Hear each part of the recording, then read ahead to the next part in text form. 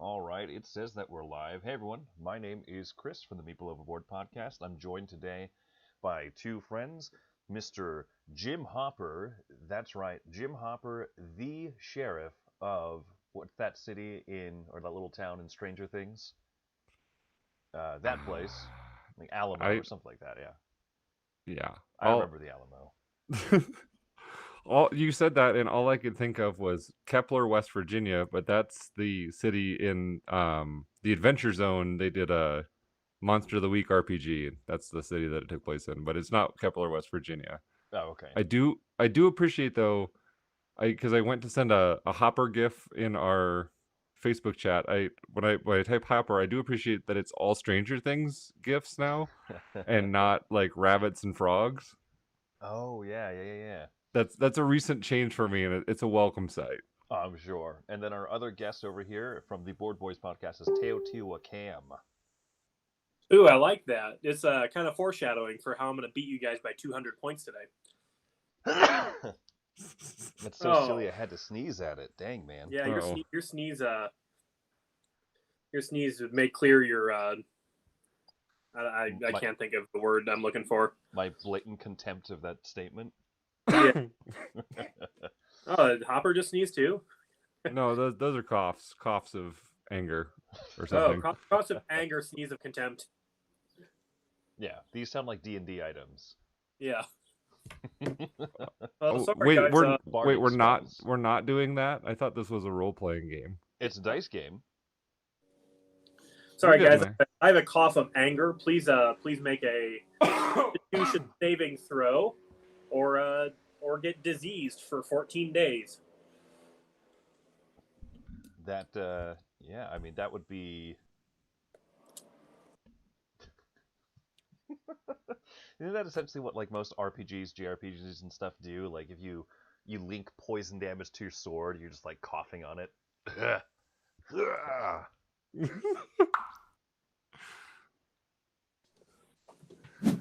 I'm sure. I'm sure that some of the new action RPG video games out there will include those kind of jokes. Let's see, Rob is available, so let's see if we can get Yeah. him in the video here. I'll invite him to the game. Yeah. Rob, laba ding dong. I gotta come up with something clever for him. I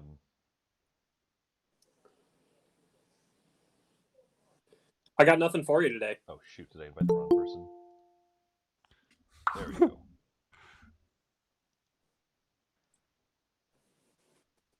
Dude, what if you invited the wrong person by name and then they joined the game? Then we'd be in a real pickle. That'd be awkward. Pickles. Hoi hoi, how's it going? Oh, pretty good. I see Campbell will play a game of Teotihuacan with you, but not take a turn in our game for 5 days. I actually already took my turn, so Mhm. I did. I'm sorry. Like in the last 10 minutes. I was frustrated because you kept blocking up that technology spot. I didn't want to play anymore. No, I'm joking. It's my fault. I'm sorry. It was All right. Memorial Day weekend. I was remembering too much to. Yeah, right. You were playing too many video games. What you were doing? I bought Borderlands 3 this weekend. I hadn't played it yet, and I will say that I've played quite a bit of it this weekend. Also, I did go out and get tropical snow a couple times. Took a couple really long walks around my neighborhood. Just enjoying life. Okay, all right. I mean, enjoying life. I am opposed to that, but at least you're happy. I might Word. have other tropical snow today. Man, why do you love that place so much? Because I like eating snow, baby. All right. I will require some rules explanation in this game. Oh, Like yeah. how much? Do you want me to go through it quick? Yeah. Or do you want Chris to go through it quick? I don't. You can if you want, Chris. Sure, man. Teo's one of my favorite games. So, Teotihuacan is basically a giant rondel where... Okay. Have you played before? You just need a refresher, or do you kind of need it from the ground up? kind of from the ground up. I've watched a video or two, but I've never actually played the game. Okay, perfect. I'm gonna turn my mouse pointer on so you can. The see. good news is it's way easier to play than it looks. Yes. 'Kay. 100%. I like that. So what we're doing right now is we're starting by selecting like our starting tiles, which will be your resources and such, and like 'Kay. if you can move up on temples and whatever. But on the bottom are also these numbers, where Mhm. that'll be like whatever 2 starting tiles you select, you can start with workers on those numbers. So like if I have one Okay. that's like 2, 6, and 3, 7, I can start with my workers anywhere 2, 3, 6, or 7. So you look around here on the boards and you see, for example, this is action space 2 right here. This whole board on Mhm. the left side. So if I start with one of my dice there, I start with another one over here on 6, and then the last one is on 7. Oh, all right, perfect, right?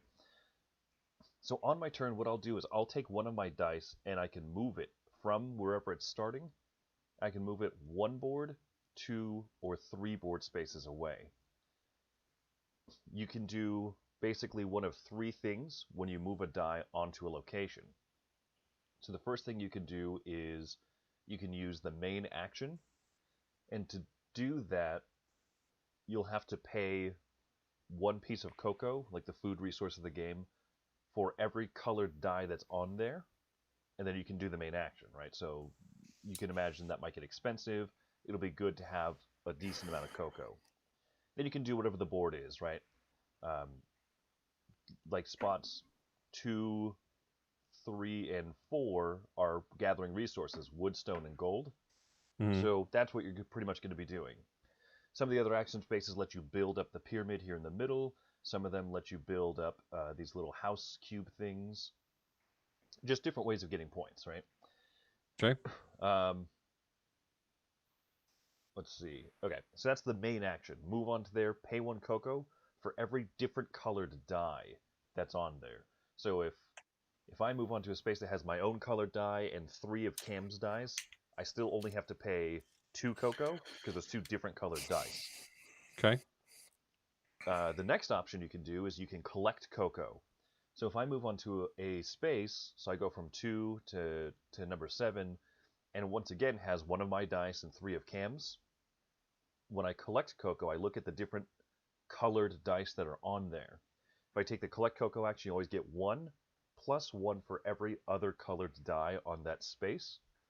So in the case of moving onto a space where there's 1 of my dice, some of Cam's, if I take the collect cocoa action, I'll get 3 cocoa for that turn, 1 plus the number of different colored dice. And then the third option is on most of the boards, you'll see over here that there's like this blue banner area, Mhm. green banner area, red banner area, and then the multicolor banner area. So on those 4, that's called the worship spot, where you can lock a die into there. That's why it shows that key. So that die Mhm. is kind of locked in. You can't use it normally yet, until you take an unlock action. So if you move onto this space here, you can choose either to move up on the blue temple track. So you just take your color guy and you move it up 1 space, and you'll immediately get whatever benefits are shown on here. So blue temple is extra resources of your choice, red is extra victory points, and then green is extra cocoa. And you see that they get better the higher that you move up. So Mhm. it's really nice to get those early bumps, because later in the game you bump 1 step and you get like a ton of stuff for every step that you move up. So that's like the main thing you can do at these worship spaces, is move up a temple track of that color. But the bottom option instead is you could grab one of these tiles. There's a few different types of tiles. Like this one right over here on the number 1 spot in the middle shows you spend 1 cocoa to get it, and then at any point you want later, you can activate this tile, you flip it over, 1-time use, and you get 3 resources. Another one over here says move up the Avenue of the Dead track, right? So there's another track over here on the other side.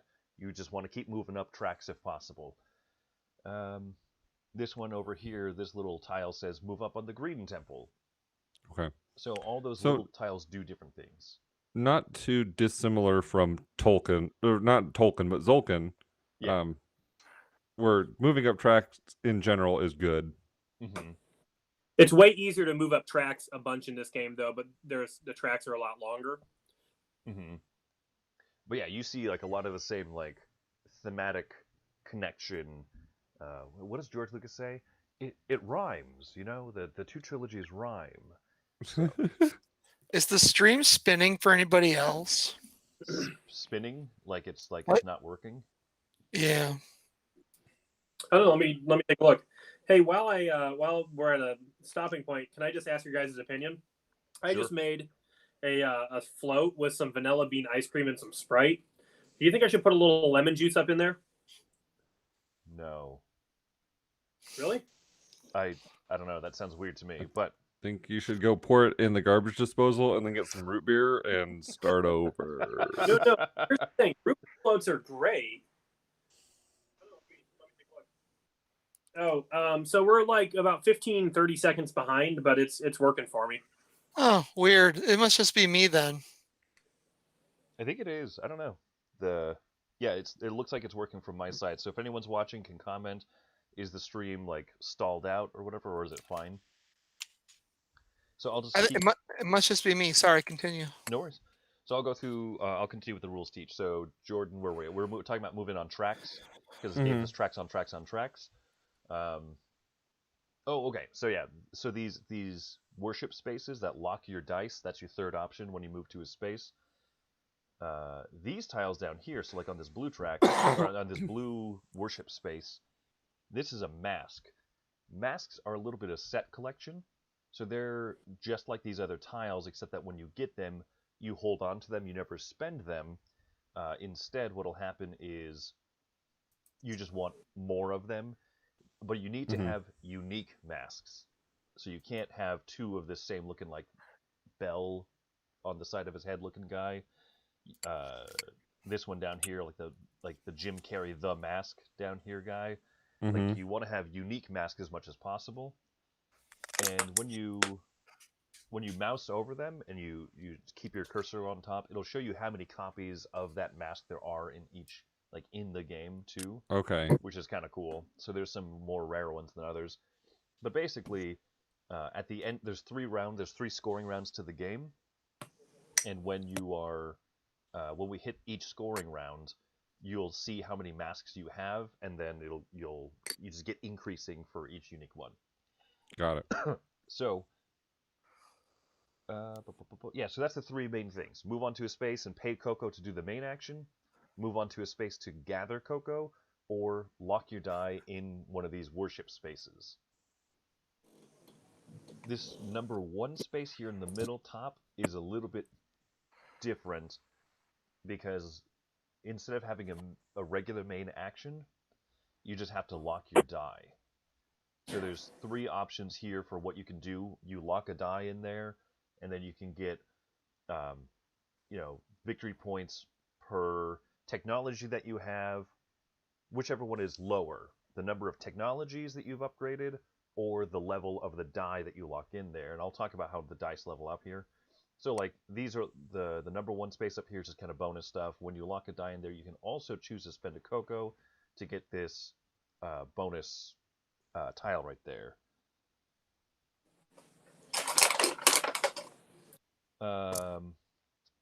So let's go over the three resource gathering spaces, 2, 3, and 4. So this has one of my favorite mechanisms right here, this spreadsheet, because I'm an accountant. So your dice, every time that you use it for the regular main action of a space, it will level up one space. This is why these are dice, because they all start at level 1. You move it, you use the main action of a space, and then a little level up to 2, and you flip it. So it'll go all the way up 1, 2, 3, 4, 5, and then something special happens at 6 we'll go over. But this chart here shows two things. Across the top shows what level of dice we're looking at. 1, 2, 3, or 4, 5. And then down the other side, it shows how many dice you have there. So if you come to this space with one die at level 1, you get the 1 by 1 benefit. i.e. 1 victory point. If you come here with a single die that's level 2 or 3, you get a gold. 4 or 5, you get 2 gold. When you move a die into a space, it'll stay there, and then say on your next turn, you have a level 2 die chilling right here on the number 4 spot, and you have a single level 1 die back on this space here, number 6, so that you can move it 2 spaces over, and then you activate the gold gathering spot again. You have 2 dice, and then you look at what is the lowest level of those dice, and so the lowest level of those 2 is 1, so you would take this 2 dice, level 1 space, get 1 gold. If you can manage to get, say, 3 level 4 dice activated on a spot, then you can get this huge benefit here in the bottom corner. So any question on how those work? These spreadsheets? No. Sweet. So same thing with all the resource gathering spots. Let's go over here to the building construction spot. So when you come to this space, the main action here is to spend 2 wood, build a house. That's what these houses are down here in this corner, or on this little track here. So when you build a house, you'll take one of these tokens and you'll move it onto here. So whether you have 1 die, 2 dice, or 3 dice, you will cover up the highest victory point available space there with one of those houses. And Okay. you'll get those right away. And then it shows this Avenue of the Dead symbol. So you would move up this Avenue of the Dead track. Good stuff. I mean, that's what you always think when you hear Avenue of the Dead. You're like, yeah. Yeah, party on, Wayne, right? So these here, it doesn't matter what the number of the die is, it just matters how many you have there. Okay. Same thing with this space here. The number 8 on the bottom is the temple, or is the pyramid building space. So this is the pyramid that you build up here in the middle of the board. These are the pyramid tiles that you can choose to move onto there. So when you come here with 1 die, you can build 1 pyramid tile. If you come here with 2 dice, you're able to build 2 pyramid tiles. If you come here with 3 pyramid tiles, obviously.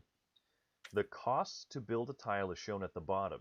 If you're going to build something on the very first floor, it's going to cost you 2 pieces of stone. And then it'll cost an additional wood for every level up that you're building.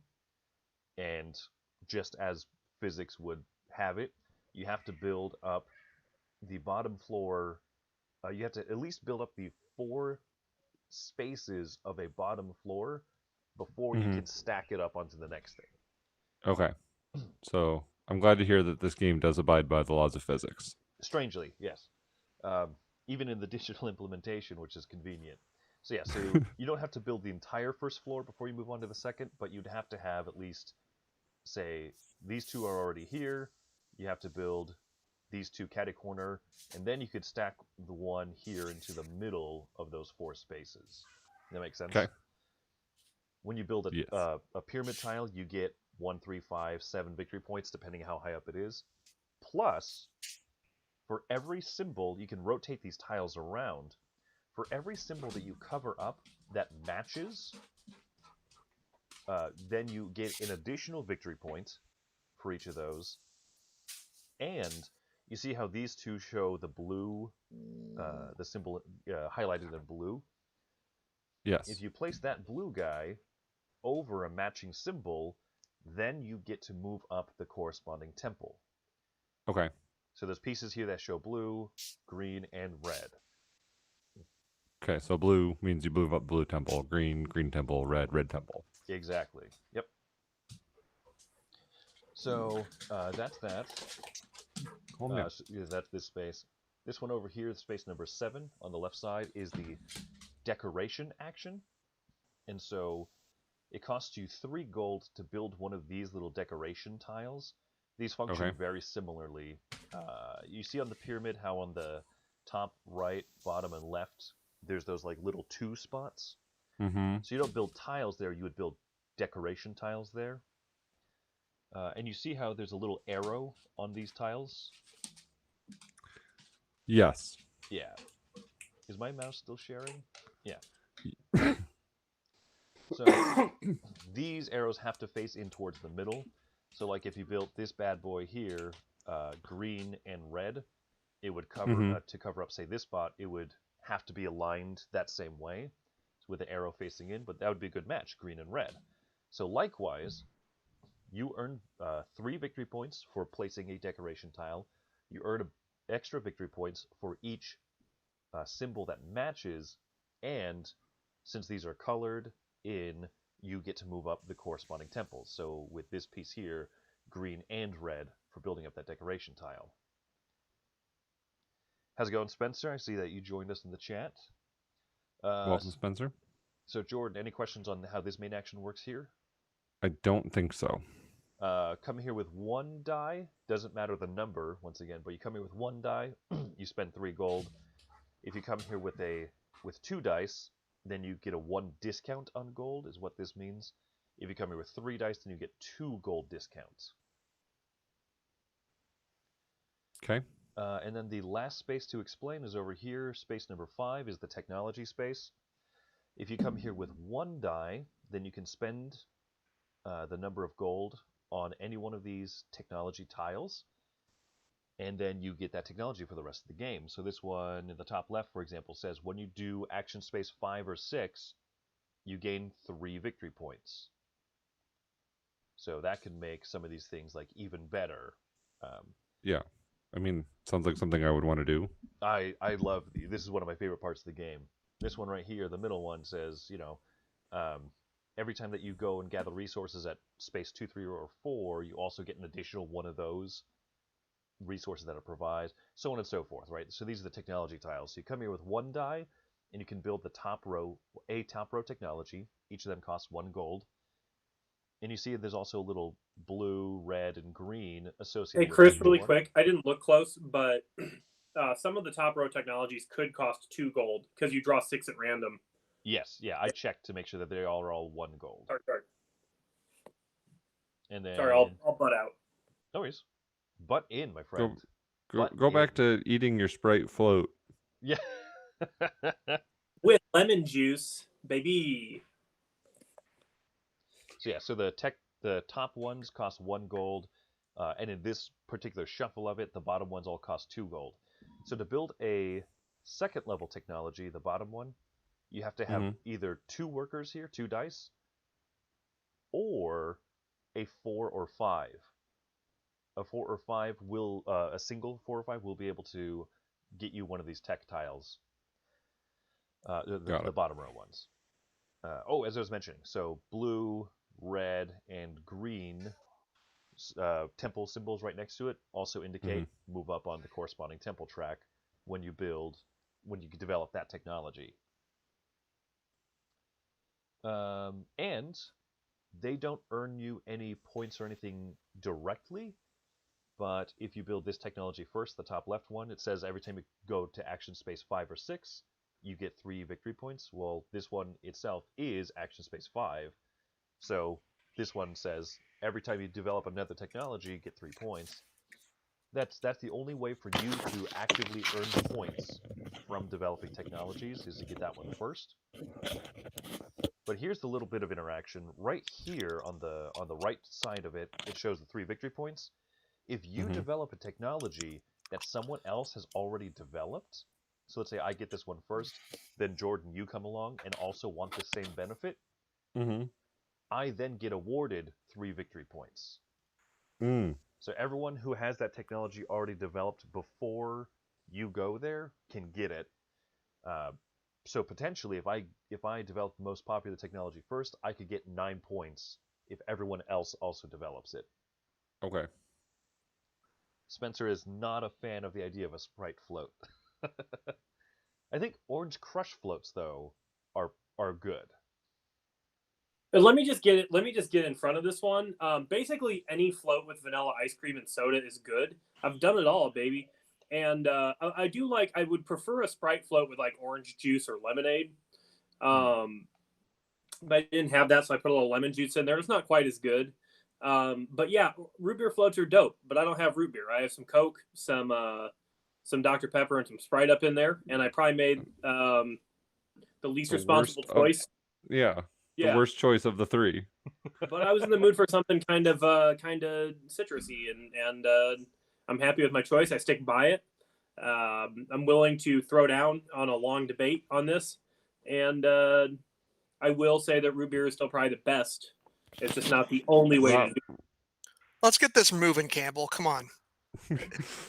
Rob wants to play the game, not listen to Campbell defend his float Yeah, I choices. mean, I don't have all night here. If I can't talk about floats for 30 to 45 seconds, what do you have me on this thing for? I think, Not during the rules explanation. Come on. Well, Chris brought it up. Let's get to playing. all right. So that explains all the main action spaces. Jordan, if it's ever confusing, ask questions. Okay. After, so Rob will be the first player here, and then once it goes all the way through, this is the time tracker marker. The white disc will move forward once each round. And then once it covers the black space, that indicates that that will be the last round. So you still do have one round after that. Okay. And then the last thing to cover will be Ascensions. And we can just kind of go over that here in a minute. So once you level up your die to level 6, it goes back to level 1, but you get a small Ascension bonus, which is this wheel over here on the side. And we'll cover that as it gets up sooner. Okay. So I'm going to turn off my mouse cursor and select my starting tiles. I was worried it was like Euphoria, where they once they reached a 6, they realized they were in a dystopia and bolted. No, they just die. They just die deeply Okay. indebted into your service, which is excellent, of course. I mean, they kind of do bolt down to level 1. No, that's their kid. Hey, Jordan, I would make sure in my first game probably that I don't start the game with like 0 cocoa, because if you get behind on cocoa, you can have a bad time if you haven't wiggled around the game before. Gonna have a bad time, okay? Okay. Wait, that's not who says that. That's that ski instructor from that South Park episode. I know. I haven't seen that episode in I don't know how long. I just knew it was South Park, and I said them okay to get across the point that it was a South Park reference. Okay. Pizza, French fries. Pizza, French fries. If you French fry when you need to pizza, you're gonna have a bad time. I've watched an episode of South Park in like 12 years, but that one is just memorable for whatever reason. The classic one. I remember sitting in my buddy's living room watching that. Man, I gotta go 4th. This stinks. Hey man, always be closing, Cam. ABCC. Mm-hmm. Oh man. Hey, you got extra stuff, so I don't want to hear it. I don't want extra stuff. I want to go first. If you want to trade, if you think the extra stuff is as good as going first in this game, then please trade me. One of the funny things is that like this is one of the few games where turn order never changes. Like one of those like super heavy, Right. good crunchy thinky Euros where turn order literally never changes. They're just like, nah, it's fine. Yeah, because I don't think it matters. I would agree with that. I don't think it matters too much because people are constantly moving their dice around anyway, so there's never like a most optimal spot that you're missing out on. Yeah, because sometimes you might want someone to go before you and move something out of the way, or That move is something true. somewhere. So that is true, except in one area, but we can talk about that later, or when Chris joins us on Wednesday to talk about Forgotten Waters. We can take a moment to deal with that. All right, so what we're doing now, Jordan, is we're putting out our starting 3 dice out onto the spaces where we, like on the bottom of those starting benefit tiles that we selected. Mm-hmm. And then we'll also be moving up the corresponding temples and stuff as well as start of our opening bonuses. So you'll see Cam, for example, has 2 green starting tile, like step ups and stuff. You, Jordan, will get a free technology, which will be that top left one. You always have to start with the top left, which is awesome because now every time that you get technology, you get 3 points. So you can definitely expect to be the technology queen of this game, like that ABBA song. I intend to. Yeah, I think we all intend to, and that's why going last sucks. Technology queen. My wife often sings that song at the end of Napoleon Dynamite. It's like, I love technology, not as much as you see.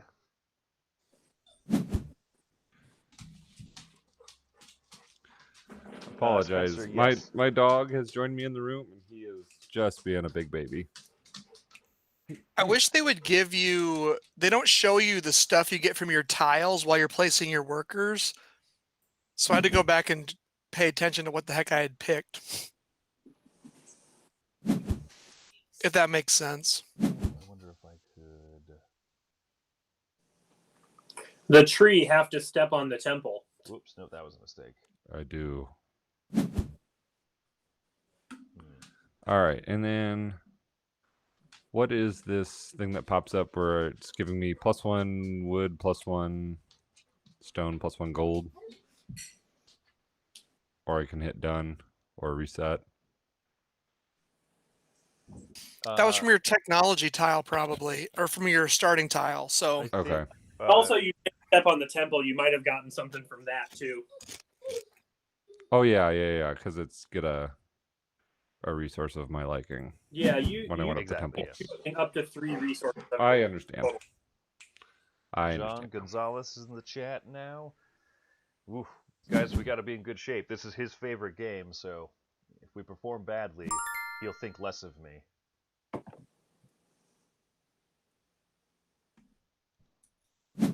Don't judge Chris based on my play. What color am I? Oh, I'm red. Okay. So I got one of those. Sweet. So I get to level up a worker. Oh, yeah. It is gonna be this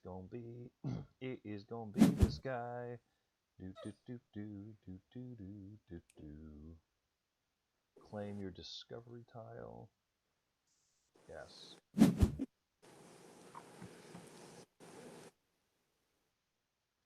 Okay. Yes, I think I've done that. Has Cam's cat eclipsed his camera again? Oh yeah, what are you doing right there, man? Total eclipse of the cat. Ugh. Say hi to the cast. Say hi to the live stream. What's this one's name again? This is Little Penny, and she's really cool. She's a good dude.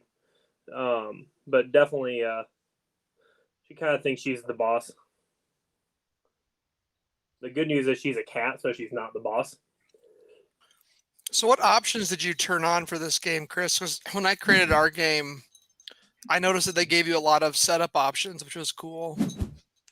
Yeah, they include the variant where you can, when you move the round marker onto the eclipse, like end of round marker, they have that variant where you can just like sudden death it, like nope, done. Yeah. Yep, the dark eclipse variant or whatever. Yeah, that's the only one I remember. I didn't turn on anything funky besides just like normal rules. No. Well, I mean, time you have to like choose whether you want to use the default setup or like randomize the boards, right? Same thing with like the technology. Oh yeah. So I think it's all 'cause randomized. Yeah. Because it looks like you did the random setup. Yeah. I mean, I consider that like default, but Yeah, I just for the very first time I did the app, I didn't, or the online game, I didn't do it like that. okay. Dude, I love this game, and one of the things that I love about this particularly, like to actually, when I was reading and learning the game, I thought to myself, I cracked open the first page of the rule book, I was like reading through the components list and all that stuff, I was like, it'd be nice if in a game like this, if the whole, with everything that has like all these randomized elements to it, randomized number 1 space, randomized technology tiles, randomize the order of the board. I was like, it'd be nice if they just had like a pre-printed setup for like your learning game. And then I turned the page and it's like, you can randomize it or use a pre-printed setup for your first game. Yes. They saw you coming, Chris. They know how little patience I have when I have to learn a new game. Yes. I forgot you have to make sure after you do your first thing, you do the 3 other button clicks you have to do to end your turn. Oh yeah. Which also, I submitted that bug and they said, and I don't think it was a bug. I actually think I hit the wrong button. But I told them, there's got to be maybe there's not a better way to differentiate it, but like I want to say because I got one cocoa or I could have got one cocoa, and both options were take one cocoa. You had to pick the right button. But I guess it does say main action, so that's on me. Oh, I see what you're saying. So I took cocoa, but it was only one because it was empty. It was an empty space. So you harvested cocoa instead of take main action. So you didn't. Which both netted me the exact same thing, one cocoa. I literally can't believe that with being fourth, I was the first person to get on this incredible tech over here. Yeah, dude. Like, see? Got nothing to complain about with your Sprite float over there, except for the Sprite float. You must not play games with Cam enough. You don't understand that he can find anything to complain about. Oh, but I believe it. And this is the truth. I know it's super obnoxious to people, but like, generally, if I don't have anything to complain about, I don't really like the game. You know what's funny is that, and I say this with Wendy's permission. Cam, you got to make sure to level up your worker and everything at the end of your turn. Oh yeah, sorry about that. So I say this with Wendy's permission because Wendy knows that when she plays games, she is like a grumbler. She's like, I should have done something different 2 turns ago. You know, like, and that's her little way of like, that's her way of being able to be invested in the game, but to blow off steam and to just kind of like relax a little bit more, is that she will grumble a little bit out loud, which is very fine. Totally fine to do. But it is funny when she'll like grumble about something to the point where I think she's disliking a game, and then she'll like do some huge big move at the end of the game and like sweep up 40 points above me. And she'll be like, "Whew, good, that was a good game." All right. Yeah, I think the thing where I'm like the most guilty of it is like playing like D&D or like Pathfinder. Like a big fight will happen and I'll be like, I can't believe that. Oh, that guy hit me with a fireball. Like, and like just going crazy. And like, I just have to let my GMs know, like, hey, you guys are doing a really good job. Because like, if this was super easy, it wouldn't be fun for any of us. Like, sorry for complaining, but like, that's a sign you're doing a really good job as a GM. Because like, it's kind of fun to get like frustrated when stuff goes wrong, you know? Right. Mm-hmm. Maybe I'm wrong about that. I mean, and I think it's different people's play styles for sure. Like this game, so Teotihuacan, has a lot of moments where there's like an agonizing choice to make. You know, do I move a dude and get Coco because there's like a ton of people on the same spot, or do I move and take the main action, but then I'll be like bankrupt of Coco? And if you're not frustrated by that hard of a choice to make, then then you're playing a big long game that just kind of sailed. I want the game to be smooth to a degree, but I want it to have like some agonizing choices at least. Oh, for sure. Yeah, I agree. I'm in 100% agreement as well.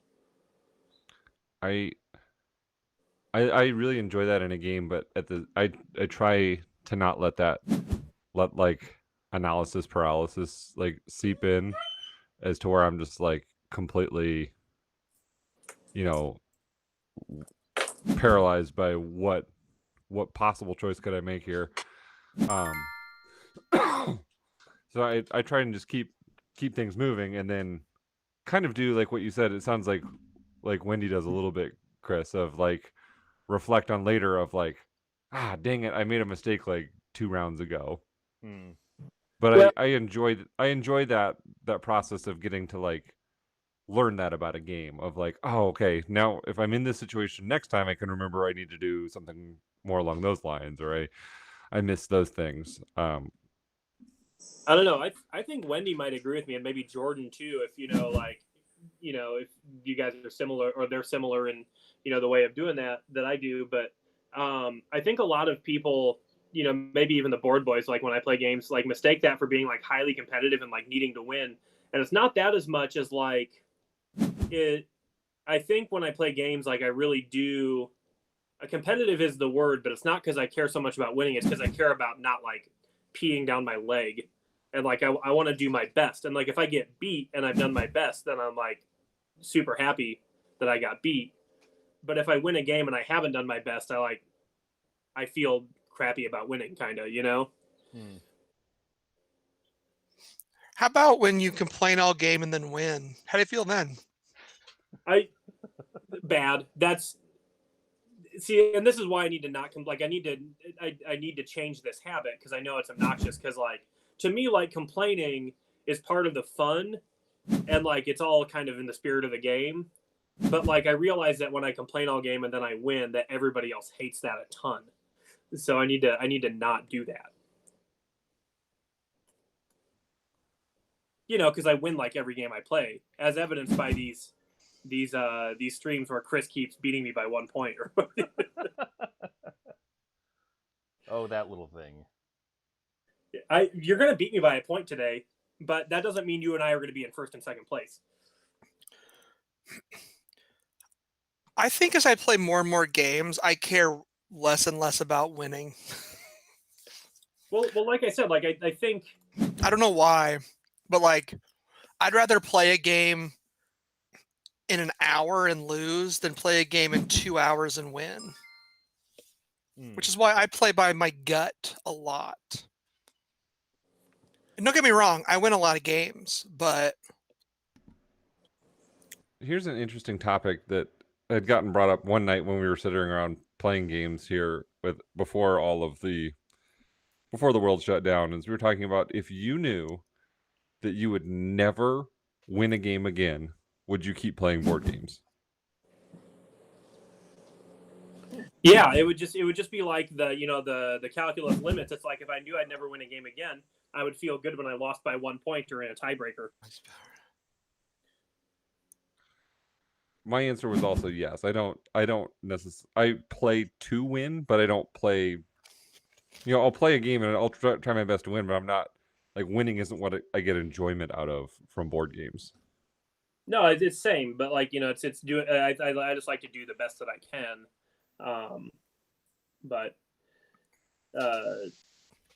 even if I knew I'd never win again, yeah, I'd keep playing games. Although people probably wouldn't want to have me on their team for cooperative games, with that hanging over my head. Yeah, that's fair. Yeah. that is true. Well, you know what you just have to do is you'll just always have to play like Dead of Winter style co-op games, where like you help the team succeed, but you just never quite meet your objective, like your secret personal objective. Yeah, there you go. You get dealt a secret objective card that's like hoard 500 food. And you're like, huh, weird. So I really I think Dead of Winter, I like the game mechanisms in Dead of Winter better than Forgotten Waters.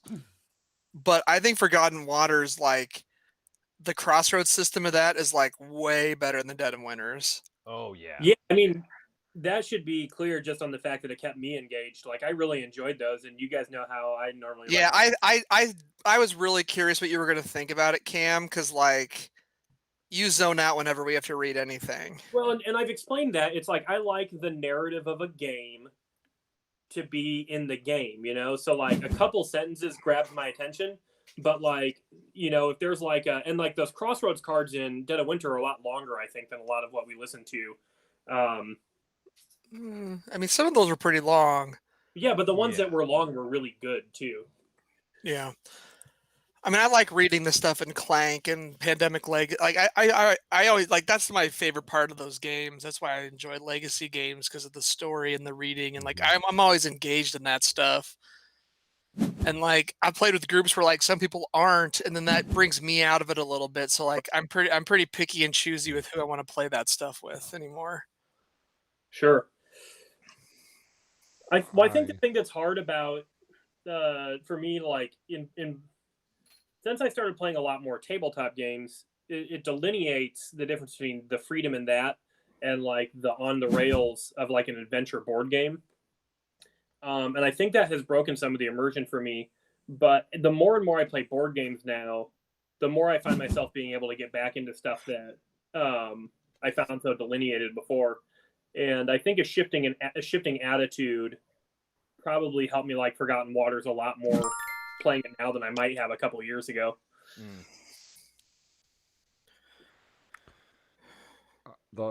Jumping back to the Dead of Winter discussion, I kind of swore that game off after my last play, which was it was the Dead of Winter, the Long Night, and Warring Colonies. It was 10 people. Oh, gross. It was strictly cooperative, so we weren't even warring against each other. It was a 10 people co-op game. Why would you be playing Warring Colonies with? It took no joke like 6 hours to play that game, and I was like, I hope I never play Dead of Winter again when I got up from that table. I could imagine, man. Good. I have the Warring Colonies, like I have Warring Colonies and the whole thing, and like I really wish I just had Dead of Winter and not all of that stuff now. But like taking it back apart into its base components is like just too daunting for me right now. Dude, if that makes any sense. I have to agree that Dead of Winter is one of the games where the expansions made me actually view the original game in a lower light. So there's the two expansions, the Warring Colonies, which I outright saw it and I was like, nope, I will literally never play that. But then the Long Night one, I felt like it had the potential to just add a lot of variety that I felt like Dead of Winter needed. Because when did I have played that thing? Like 12, 15 times or whatever. We played a lot of games of Dead of Winter. We've seen a lot of the tricks that it has. We've seen a lot of the surprises, right? So what I needed was just more variety, more crossroads cards that can trigger more frequently, and just some different characters, some different abilities, some new surprises. But instead, it brought out these like really obnoxious zombies to have to fight, and then I don't know, it just increased the amount of randomness in the game, which isn't what I liked. I liked the crossroads stuff triggering, and so Forgotten Waters for sure is like a better crossroads system, 100%.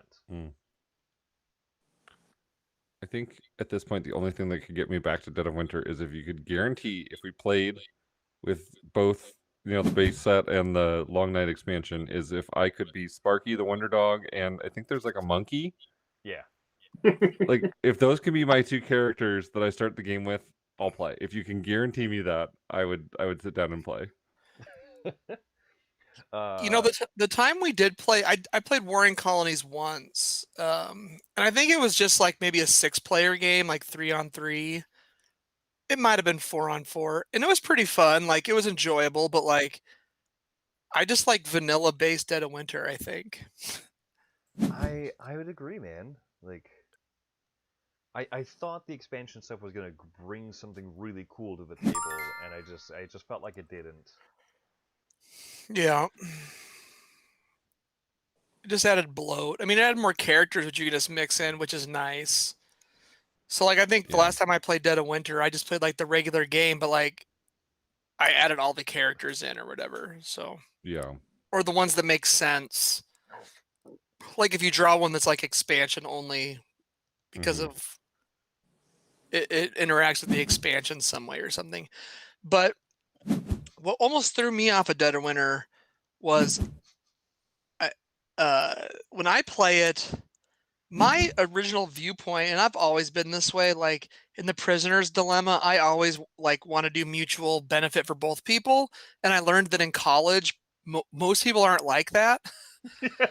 Because we did that experiment in college in a class, and like I was like, why would you backstab me?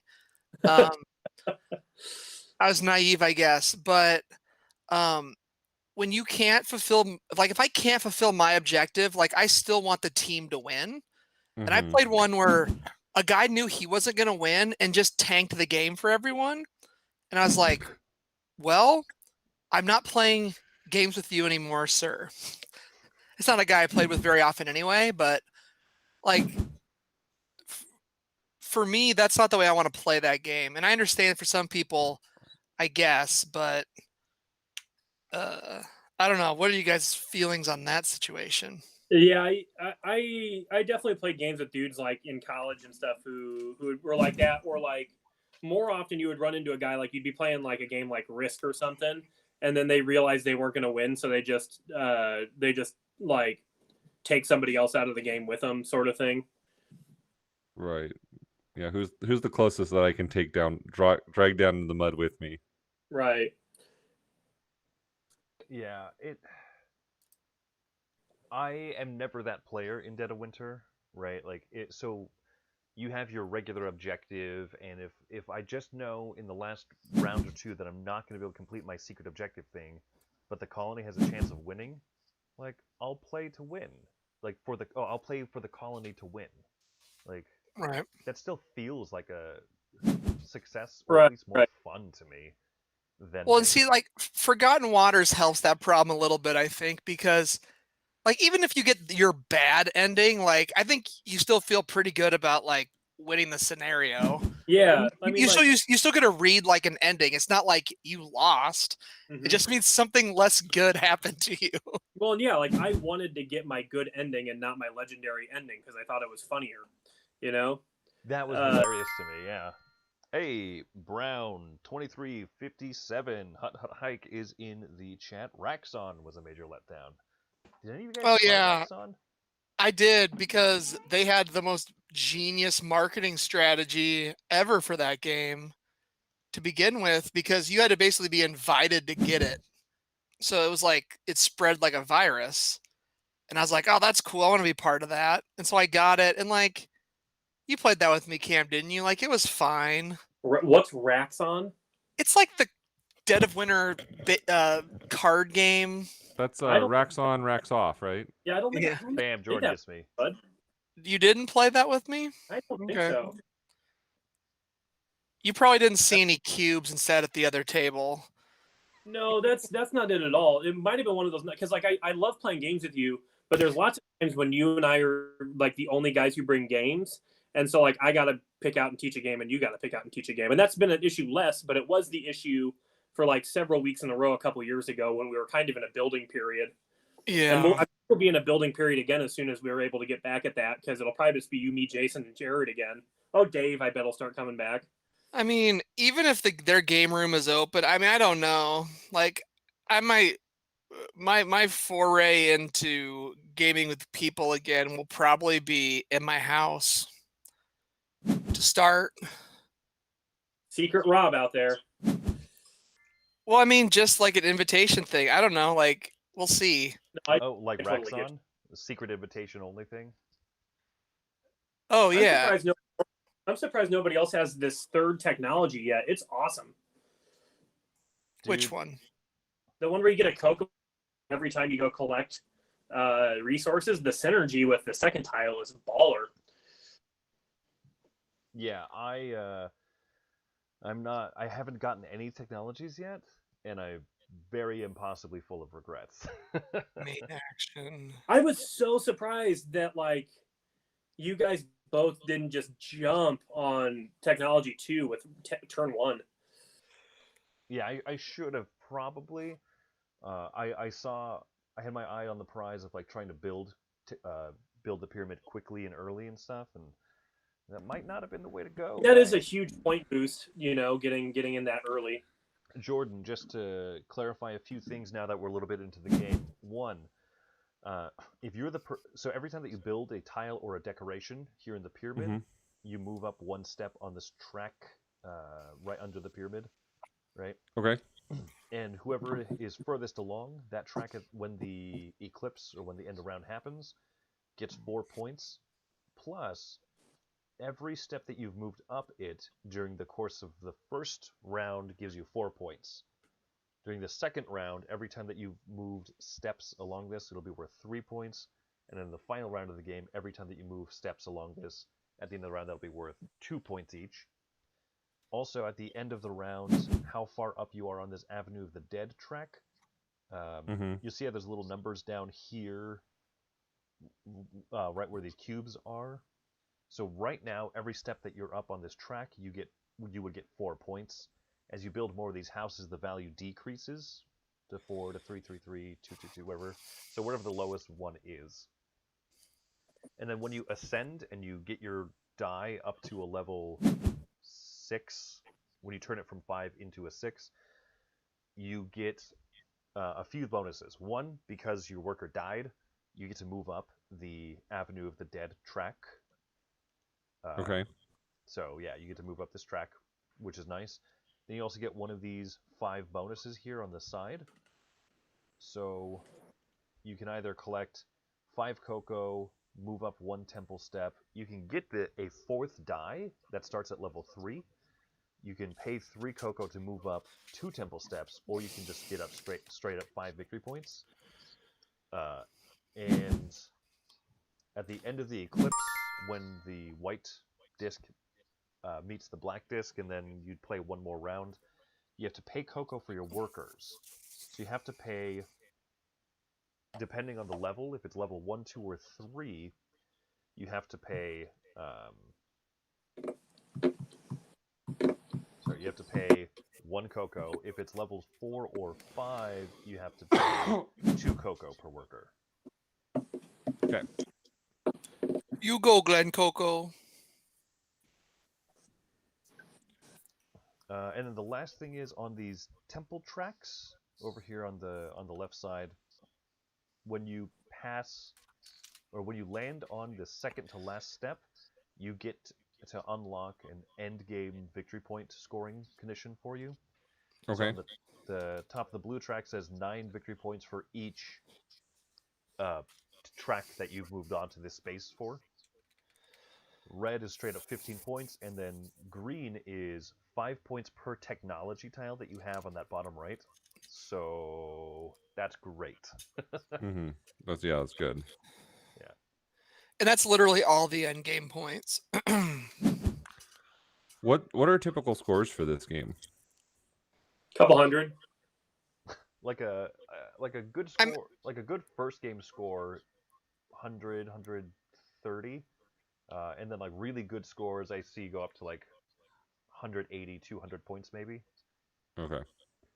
Cam's got a in my app. I just looked. Cam's got a score of 225. 225. Okay. Nice. Okay. And my high score is like 196 or something.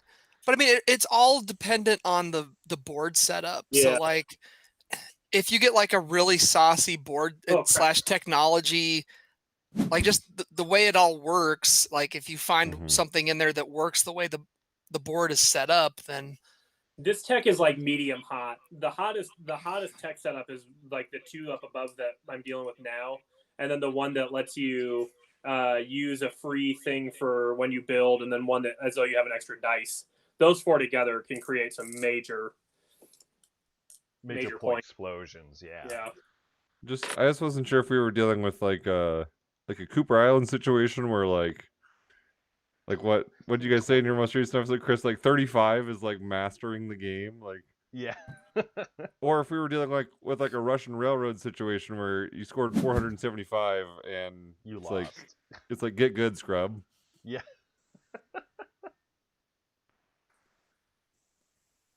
I kind of like when games score lower, but it'd be hard to do this one just because like point salad games like this, you kind of have to, score incrementally.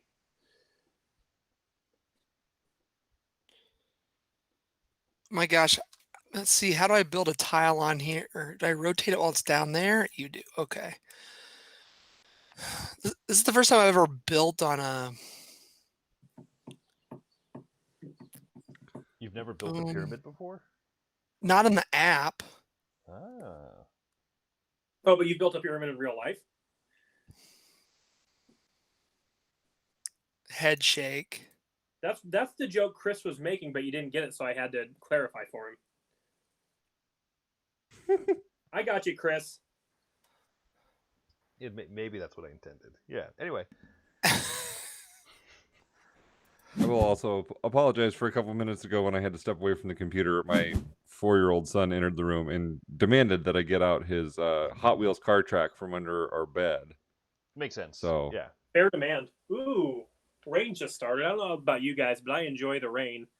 I don't know, Chris, living down in the Southwest, that's kind of like a foreign concept to you, huh? You have to step on the temple. Wait. So you You build do have to step on the temple because you have technology number whatever over here where you get a Oh, thank you. I was trying to remember why I'm stepping up in the temple right now. you have that technology I'm about to get and give you 3 points. I love Because technology. reasons.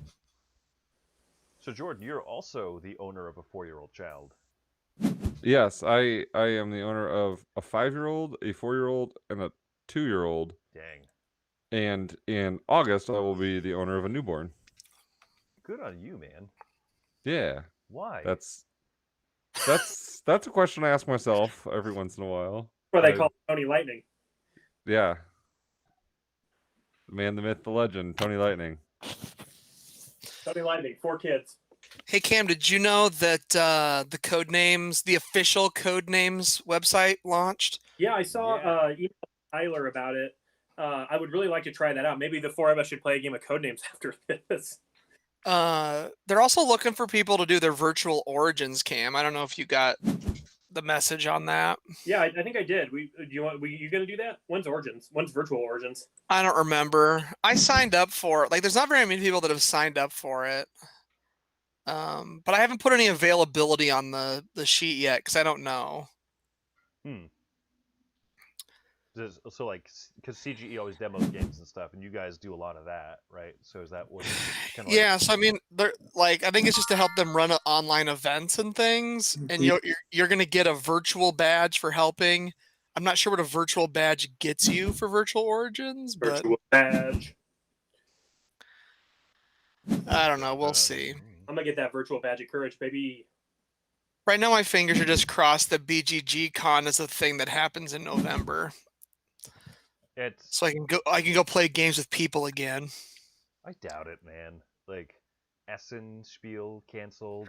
They're like, Yeah, but BGG Con is like 2,000 people, and it's at the end of November.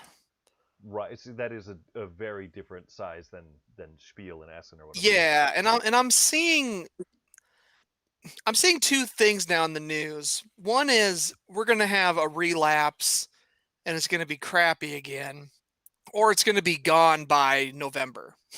In the United States is the date that they're like, some computer models have shown it to trail off at that point, but who knows? Yeah, exactly. The answer is nobody. Nobody has any clue. They can all guess all they want. Me and Rob are out here collecting cocoa like champs, dude. Cacao! I have Cocoa had to collect Boys. cocoa like half my turns this game. I'm usually never this bad at it. You The But Cocoa Boys. You gotta stay stacked on cocoa. That's why this technology that gives you an extra cocoa every time you go to the gathering space might even be better than the one that gives you an extra thing, because basically you just get paid a cocoa every time you go there. it's swell. It is swell. Swell's the word I'd use for sure. Yeah. Cacao! Cocoa! God, this implementation is so good. Isn't it? They did such a good job. Like, we're crushing through this game. Yeah. Yeah, I mean the rules teach took a little bit, and then the discussion of sprite floats took a bit, but outside of that, like it's moving. The discussion of sprite floats took Is maybe less than a minute. Is that the penance for coming in last in this game? Is one must consume a sprite float? Because if so, I'm gonna do whatever I can to not come in last. Like, I'm sorry to whoever does come in last. You guys have to wrap your minds around the concept of citrus plus cream, orange Julius, creamsicle. Need I go on? Lemon sherbet. I think you're losing us, Cam. You guys are Philistines. If your palates can't handle the notion, of a complex flavor. When I woke up today, I was prepared to be called any number of names, but Philistines was not one of them. Well, how do you like that? It's a canthropus. That was not on your list, huh? No. Oh, I gotta move a worker. It will be next time I'm interacting with mentally prepare myself to be called a Philistine. Yeah, I wasn't You- expecting that either. You were not prepared. Was Rob not. knew. And you was Cam, why do you and I have the same brain? I don't know, man, but it helps. We have all the same technology. Yeah. Well, I mean, because those three technologies are a combo wombo. They're great. What's the middle one? The middle bottom. Yeah, middle bottom. You- Spend You, a you can pay a cocoa. Coco to level up again. It's a really good technology, but it's a late Yeah. game. Why I haven't gone for it yet. I'm kind of knocking myself for not starting with that one that Jordan has. But if I had, then Rob would have gotten to the two that I got first, and then I wouldn't have 6 points. So I was like, well, Why not? gain points, lose 6 points. Why not come on down and join Jordan on those ones that he has? I think I will. I don't know if I'll ever join you on the bottom one you got there because I'm not too big of a decoration player. But Oh, come on. Get in the decoration game, baby. the decoration game is good if you do it really strong. Yeah, if you can okay. go hard into it, then Okay, I got it's to perform the main action. There's a lot of clicks to do here. Okay, building a Again. pyramid tile. Yeah. No talking to Cam while he's taking his turn. That's the main thing. Is I'll do a really bad job. Ooh. I don't know if you do a bad job, but you'll definitely do a really long job. Yeah. That's how it is. Okay, how do you rotate these things? You just click on You it. click while the it's on tile. yeah. Click the Okay. tile while it's on the number 8 space. So Chris, did you pick up the mini expansion for this? The little My friend- Zeidel or whatever it is? Yeah, my friend's letting me borrow his copy because he's not playing a lot of games right now either. But then the funny thing is that Wendy and I are not playing a lot of games right now either. But I'm super excited to get this pulled out and play the physical game again, and use those new, because it's new technology tiles and then it's new starting tiles. Or is it- Yeah. Yeah, The new tech is neat. it looks really slick. Since I've got it, the only time I played it one time, and I played it with Amy, and I was teaching it to her, and we played I didn't even like put the extra board tiles out or anything. We just played like stock. Oh, I see. I see. Like the non-randomized thing. Yeah. So yeah, I haven't even played with them. I've just read them. Hang on. Oh, I'm so dumb. I was like, why am I not going up on blue and red right now? But I didn't match the colors at all. Wah, wah. How do I use my discovery tiles? Does anybody figure that out? You just click on them. Like It says it's not authorized to do it right now. I think you have to do it. I think it asks Like before you you move right your now, dice. right now. Oh, you can use your So like I want to go up the track here is what I'm working with. Yeah. There we go. Hey, So- we're gonna have a feed pretty soon, Jordan. So you're gonna wanna flip your workers ASAP. You took the one I wanted, Campbell. Yeah, buddy. Of course I did. You dirty rat. That's my job as a cam man. Speaking of how good this implementation is, by the way, the guy who developed it, Jochen Walther, he's on BGG at Trumpetenhut, or whatever it is. Yeah. This guy did awesome. Like, it's really good. I Pay love one this. resource to receive two. Oh no, what's going on with your computer, Jordan? Huh, yeah, Jordan did drop out of the video chat. He messaged. I didn't read. It was on my watch. I didn't read the whole thing. Well, I mean, it just says, I think something's wrong with my computer. So Okay. it's 100% frozen. Let it go, Oh Jordan. no. Let it go. Oh no. Well, now I don't know what I want to do. Well, the good news is he should at least be able to keep up with the game on his phone. Yeah. Oh, maybe I'm going to do that. I never do this, but here I go. What you doing? Oh, wait, hold on. Pay one. No, I'm not doing that. What is this space? I guess I'm going to worship. Spend one cocoa and resource to get any resource? No. Worshipping is really good on a couple spots here.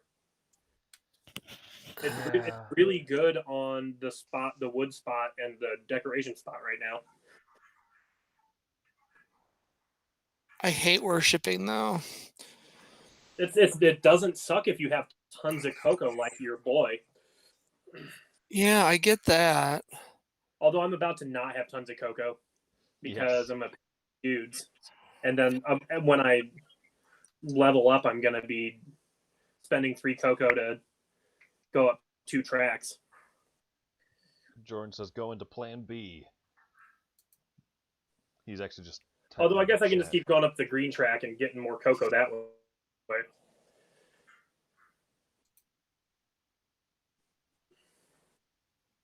This is terrible. Okay.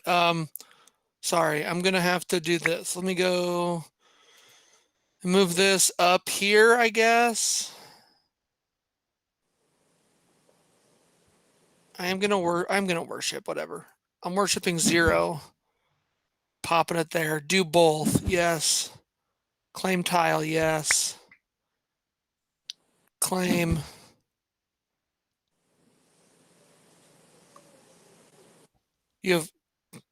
I have to choose the worship action. What does that even mean? Oh, now I have to click it again? Okay.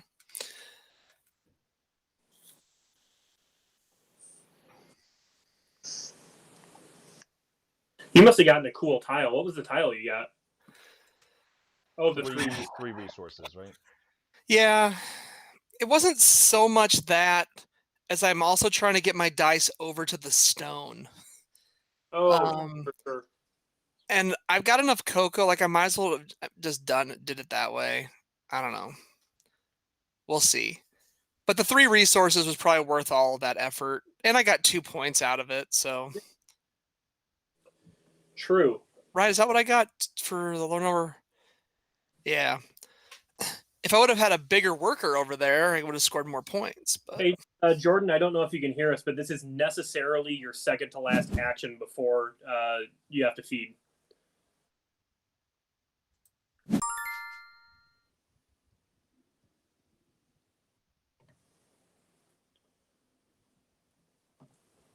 Dude, little Penny, you enjoying looking outside, watching the rain?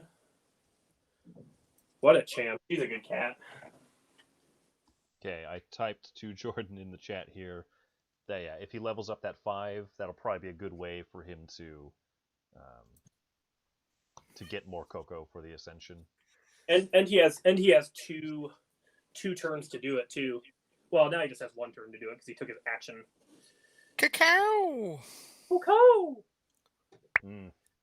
I love how you don't think about it too much, but we're what you would consider a third of the way through the game, but we're going to be closer to 40% done because of the way that thing moves. Plus, I wonder if it factors in like how many 5s and stuff are out there. Sure. Well, it's up one of my dudes here. Because like if Chris just holds on to like a bunch of like if you guys just start next round like and just spend 5s, that like the round could be nothing. Oh yeah. I'm going to not because when they'll start popping off.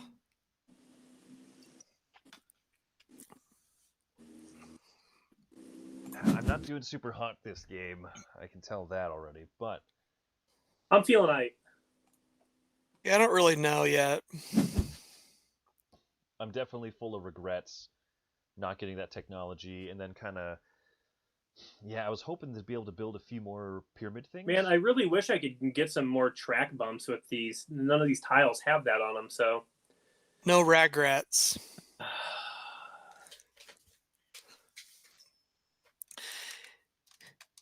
Yeah, I also did not build as much as I wanted to, but I guess I can get 4 or 5 points from this one right here, so let's do that.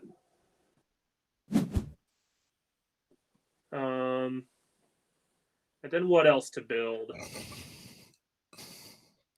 Yeah, like I was 2 points ahead of Cam before this turn, and I think Cam's going to be in a really good place now.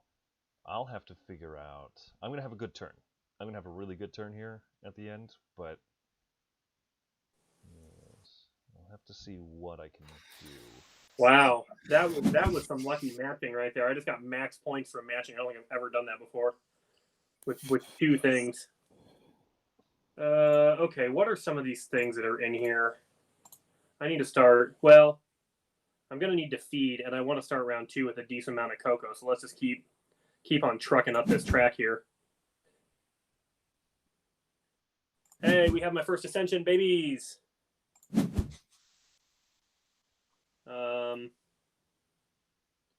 I can spend 3 cocoa to go up 2 different tracks.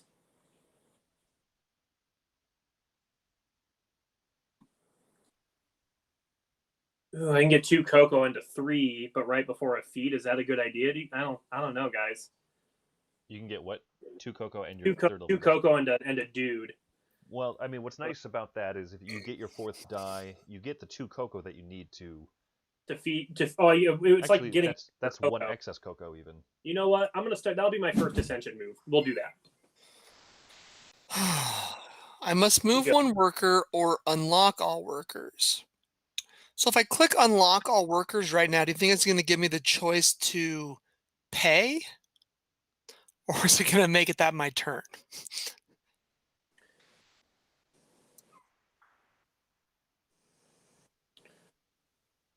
Thoughts? Sorry.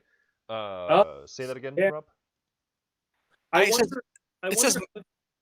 says move a worker or unlock all workers. I'm assuming clicking unlock all workers will give me the option of paying to do it or not. Yeah, pay 3 cocoa or lose your turn. It's okay. I'm doing this instead. We got Jordaniel back. Did you call him Jordaniel? Yes. Okay, hold on a second. So this implementation, why will it not let me use? How do I use my tile that I picked up? You click on the tile. I think at the beginning of the turn or okay. at the turn. Okay, yep. I just saw where it was now. So, got it. Okay, cool. Then I can do the move, and it'll be happier with my voice there. Main action. Pay 2 cocoa. Let's see, which one of these gives me a bump? That one. There we go. That looks better. If I rotate, I could do it like this. Boom. That's 2. It's more points though, so I'm gonna pop it down right there. Rotate your main finger topwise. Rotate. Rotation. Claim a discovery tile. So exactly how much bad mouthing of me was done while I was gone? 0, Jordan. Who could badmouth you? I'm the only one who gets badmouthed around here. But here's the thing. I deserve it. I mean, to be fair, I think I've had a Sprite float before and it's fine. I just like giving you grief. Yeah, 100%. I mean, it's mixing 2 semi-compatible forms of sugar. Hey, did you guys know that a lot of people who don't live in the United States think that root beer tastes like toothpaste? I think it's like medicine flavored for a lot of places. Like the UK will uses sassafras or root beer, anise, etc. Yeah, like that's like often medicine. Kind of like how grape soda, grape stuff has that connotation here. Step on the temple, Rob. Step on the temple. Oh, step on that temple, baby. So, I am not doing a good job on the blue track. I need to start working that temple hard. Yeah, I just messed up. I could have built another one, and I should have gone up I should have gone up the blue track to get another stone, and it didn't occur to me that I could do that. Ooh, Chris just got heck of gold, baby. Yeah, I have to make up for the fact that it's not doing so Oh, dude, bad. and I think Chris is about to ascend 2 times. Yeah, I'm about to do a double ascension indeed. Sexy. Thank you. There's a no cocoa. Yeah, I was kind of really hoping that I was going to get that, but I knew I wasn't. Sweet.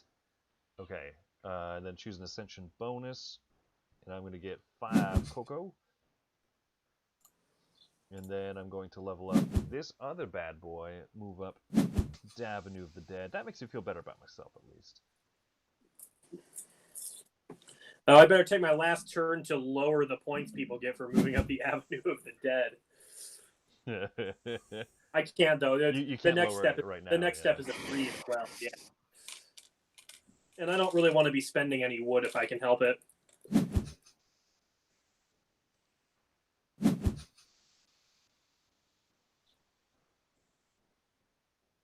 All right, yeah, that's it. That was a good I do need to flip the dip though. I guess I need to buy another decoration probably. What's up here for? Oh, ooh, I can get up the blue track once. That'd be fine.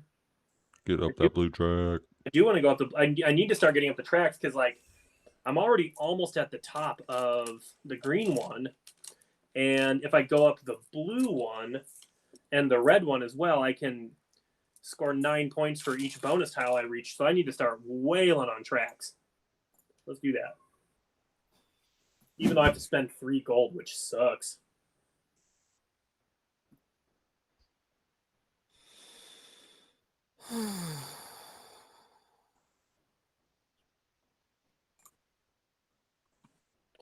Why can't I click on this decoration tile? Jordan, is that you meowing like a cat? How did you know? Hey guys, I found a bug in the game, I'm pretty sure. It's not letting me take the 3rd decoration tile down. That's okay. Whatever. Like you can choose the other ones? I can choose the other 3.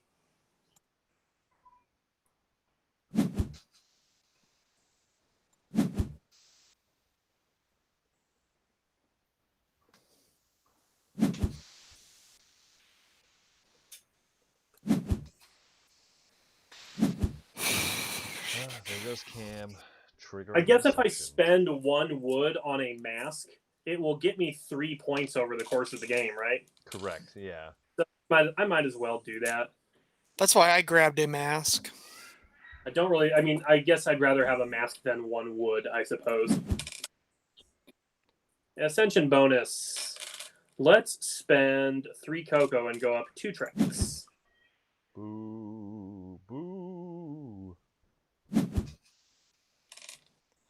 I'm really curious to see what the eclipse phase looks like.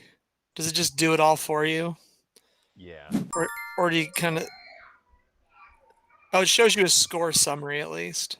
Ooh, wow, Cam got 34 points. At least I got okay on that. You gotta hit that pyramid track early, baby. All right, and so now at the top there's this little awkward looking thing that says, "Do you want to pay cocoa?"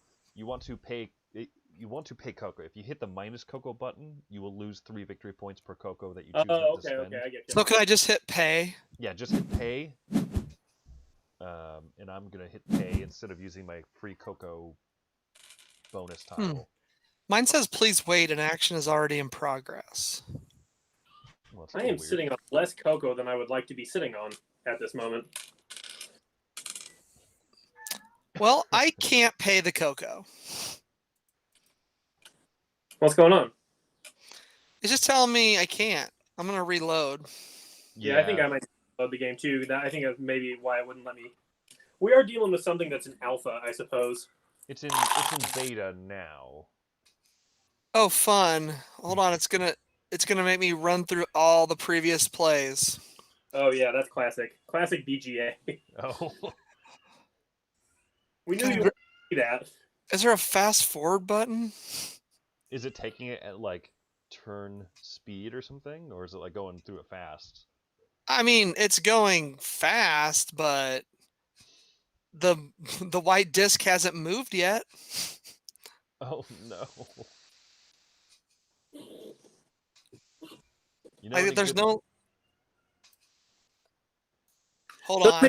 it's making you watch the entire game, huh? Well, it says replay. I think it's because I looked at a replay earlier. Hold on. Let me change my. Okay, there we go. Fixed it. Oh, good. Oh, Good. good. I was gonna say, do we know any Thank good you. jokes? I know a good joke. Anyone want to hear a joke? Yes. Hold on. It's loading my game log history. Okay, my turn. Pay. Boom. All right. Yay. Huzzah. It sure was didn't want me to pay before that. Okie dokie. So man runs into a bar, and he says very panically, "Bartender, how tall do penguins get?" And the bartender chuckles at him, and the guy says, "No, this is not a laughing matter. How tall do penguins get?" He looks frantic. So the bartender kind of laughs harder because this is not how he expected to start his day. The guy says, "Bartender, this is serious. How tall do penguins get?" The bartender says, "Okay, look, like 2-3 feet tall max." The guy's face turns pale white. He runs out of the bar and screams, "Oh no, I hit a nun!" What? My favorite bar joke is the one about the guy who the bartender is bartending. A drunk guy comes in and goes, "Hey, let me shoot a dart at the dartboard there." There we go. And the guy goes, "No, you're drunk as a skunk. You can't shoot a dart." And he goes, "No, I'll do just fine." So he gives him a dart, and the guy hits a bullseye, and he goes, "There I go. I got a bullseye. What do I win?" Stinking drunk guy. The bartender's like, "I have no idea." He looks under the bar, and he sees this little turtle that he bought for his nephew for his birthday. And he goes, "Here, you can have this." He gives the drunk guy the turtle. The drunk guy goes out with it. And a few days later, he comes back, and he says, "Hey, I want to shoot a dart at that dartboard again." And he goes, "You're stinking drunk." He goes, "You can't shoot a dart at the dartboard." He goes, No, give me one." He shoots a dart at the dartboard, hits a bullseye again, and he goes, "Hey, what do I win?" And the bartender goes, "I don't know. What did I give you last time?" And he goes, "I think it was a roast beef on a hard roll."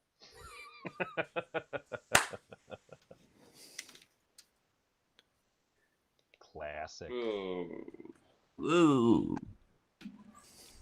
All right. What am I going to do with only 5 cocoa? I need to get some more cocoa. Do you guys agree with that statement? Pray to the cocoa gods. Exactly.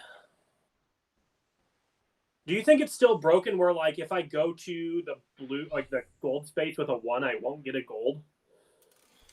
No, it was never broken. Like I said earlier, I think I clicked the wrong button. Oh, okay.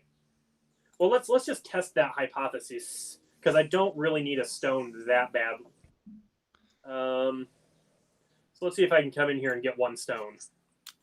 The main action. I think I need the mind extreme in my life. I That did- sounds a little too extreme for me. I did receive a stone. So Cool. My So what we've proven here is that if you do things correctly, it will actually work correctly. if you do things correctly, it is correct. Correct. Absolutely, positively.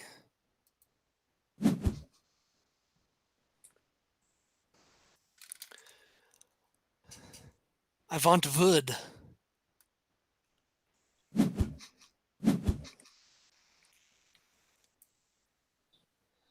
I love technology.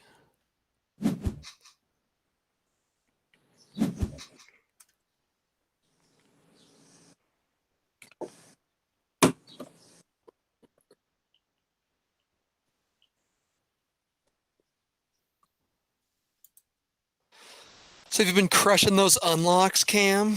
Yeah, I got all the way through them. I really enjoyed the puzzles. The Scheherazade one, I went way over the time limit, like 10 minutes over the time limit, but I never took a hint, except for like the game kept telling me to do this thing like at the beginning, and I was like, Yeah. I was looking at this card, and I'm like, dude, like, why are you telling me to do this? I need to move on with this game, and I couldn't find anything. I was like staring so close, and I had the same problem. then I like went on, and I'm like, oh, you were telling me to look for a thing I obviously saw the second I flipped this card, and this like that was a pain, but yeah, I really enjoyed them. That's why I turned those auto clues off. Mm-hmm. and then I hit the button if like I'm stuck and I'm like, man, I wonder if there's a number I'm missing. And Yeah, then I'll- not really. In the second Dr. Edison or whatever No Dice one, but it was I realized it was because I failed to open one of the cards open.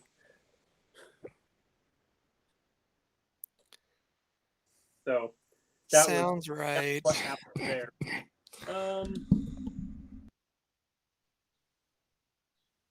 Ooh.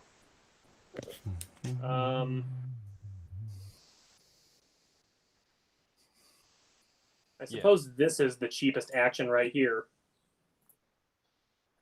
Well, you know what? I'm coming to get 3 points for all the rest of these that I get for the rest of the game. Hey, I like that. Okay. It'll only get me 6 points, but it also lets me go up this blue track once and recoup some of my losses. Fair. Them louses. Losses, baby. I like that. So Awesome. So I gotta say, I really like the Unlock series in general, except for those hidden numbers. Yeah. Like 100%, everything else about that series is like really good. So occasionally you get some like wonky little puzzles or whatever, but like the hidden numbers part is like the least fun part of it to me, and it can also break down the flow of the system the most. I did 5 of them, and there was only one where I felt like what I was supposed to do with the items was stupid, like Sierra puzzle game level. Like, why on earth would I put those two things together? The rest of them like made total sense. I thought with like the cards you mash together.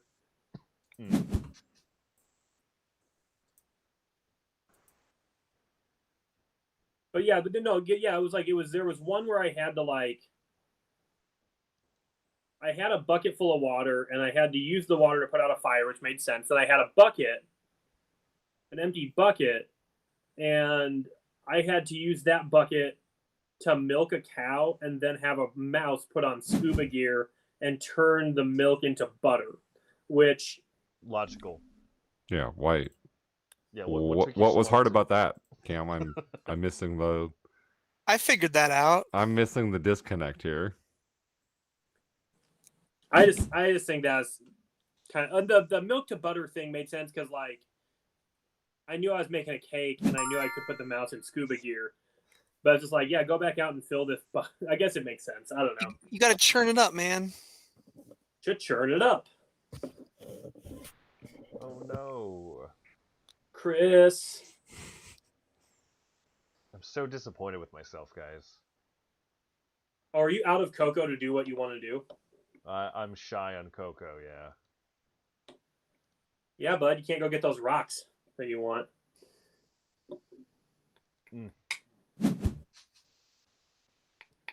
All I know is I am cruising for a Sprite float with my current point standing. You're gonna be surprised. Although I will say, a Sprite throw. What I should have done is I should have gotten like orange sherbet, and that would have been really good with Sprite. That would have crushed. Or what about Orange Crush? Yeah, would Orange Crush have crushed, Cam? Oh yeah, Orange Crush would have crushed. I do have Orange Crush. I don't think I have any white ice cream though. Or vanilla. Yes. Don't know why I call it white ice You cream. don't have any white. You know, that ice cream flavor, white? I am familiar. Oh man, I keep getting stuck on my turns because I forget to power up my dudes. Come on, Camel Emma Ding Dong. I need to get back up, get some cocoa going again.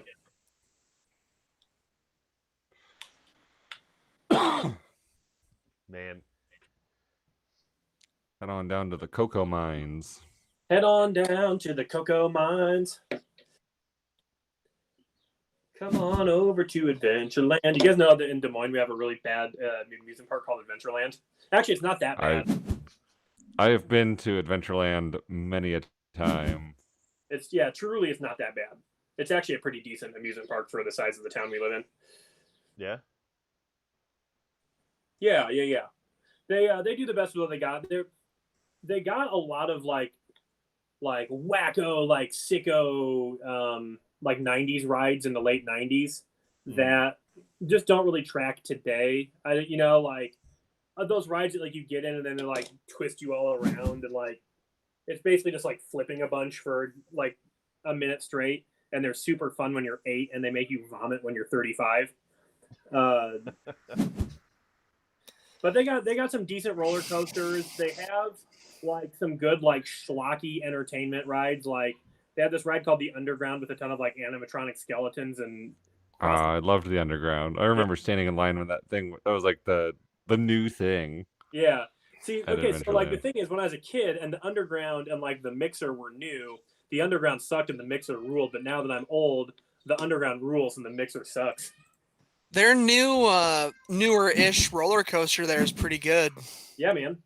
The All of whatever, them. the green whatever. No, I mean like it's smooth. Yeah. All of the roller coasters are pretty good, except for a few are pretty rickety. You're right. Well, yeah, I mean they're all rough. Like the Dragon is rough. Oh man, R.I.P. Dragon, because they're tearing it down right now. they are. Oh man, the Dragon was like my childhood roller coaster. Yep, they're tearing it down. Like, and on their social media, they have like a knight, like slaying a dragon, like coming soon. So I don't know what they're putting in its place, but Are they gonna blow it up and let people watch? When I was in college, they blew up some of the really tall dorms at Iowa State, and I got to go watch that. It was awesome. you were still in college then? I was 20 when that happened, dude. When did they So do? you would have been 22, right? Aren't you 2 years older than me? Well, maybe these are different dorms because they destroyed one of the 2 sets of the towers. Yeah, Well, when I was 20. Jordan, No. You gotta move up a tempo Yeah, there. dude. Oh yeah, sorry. They did that when I was working I in my was so current enthralled job. by this dorm destruction talk. Maybe they blew up more towers. Well, it's whatever dorm was like the farthest south dorms. Napstorm's explosion. That was in 2005, dude. I was 20. Okay, well they did another one. Okay. Like, do you remember what those dorms were called? Like they're the farthest south ones. Like they're really far south. Oh, like There- the ones there's- over. Oh, go ahead. There's like 2 towers, like there's a golf course over there maybe? Yeah. Oh, so they blew up the other 2 towers. Well, only one of them, I think. Or no, maybe they did both of them. Because there were 4 towers, they blew up 2 of them and kept 2 going. Oh, well they Go- blew up the go ahead rest and of them take a now. turn, Cam. Sorry about that. We're talking about explosions. Technically, they imploded them. Yeah, they were implosions. You were correct. Yes. Being from Las Vegas, I am an expert on a few things in life, and implosions is one of them. Oh, by the way, nice shirt. Oh, yes, thank Nah. you. Ha! Wow. Tell them what podcast you listen to with a T-shirt. Make it so. Ugh. Make it so, number 2. I'm working on it. Yeah, I pretty regularly sport this shirt and the Brothers Murph shirt. We never made our own shirts because it just seems like such a vain thing to do and silly and pointless. Don't you agree, Rob? Yes. I missed. And he's frozen. What's up? Off. Oh, Jordan, you froze there for a minute, bud. Oh, did I? Am I back? Yeah, You're back from- now. from I was outer gonna say I space. missed my opportunity to get some swag off of Rob at the Cardboard Caucus. I saw he had it all laid out over there. I gotta peddle my merch somewhere. Well, I'm done collecting cocoa from the cocoa track now. Oh well. The Cocoa Mines. I'm done. Yeah, I'm done collecting from the cocoa mines, but Fire the Oompa Just- Loompas. sometimes those things have to be. It's such a sad day when that happens. I know. Man, To me, doesn't it, not that it's happened to me yet, but doesn't it feel real good when you collect that 5 cocoa from your collect cocoa action? I don't know the last time I took a collect cocoa action in this game. I've been cocoa broke as a joke this game. I have collected cocoa like half the time. Yeah, I think I've probably collected 4 or 5 times. Cam's just better than us, I guess. Well, that's a big part of my strategy is to try to never use an action to collect cocoa. Yeah, and I often like shoot up that green cocoa track, and so getting that, getting some of those early technologies there on the right side, it's like that's very often what I do. I don't want to be Coco Broco. Yeah.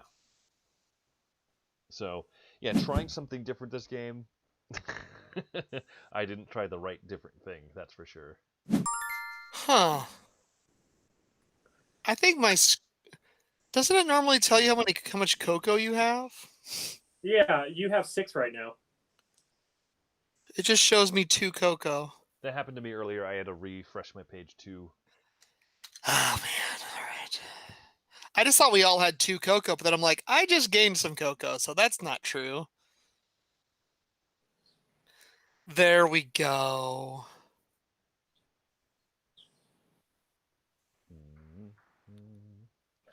Oh man, I'm a dumb guy. Yes. I like that it shows like Hecka Cocoa on your little worker sheet if you have Hecka Cocoa.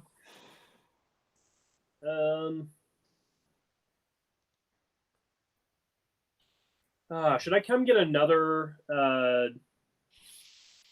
technology? No, first I want to come go up a track a couple times while the action is 0.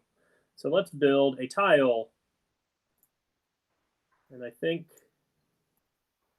Boo. 2 points for doing this, right? But at least I get to go up this temple.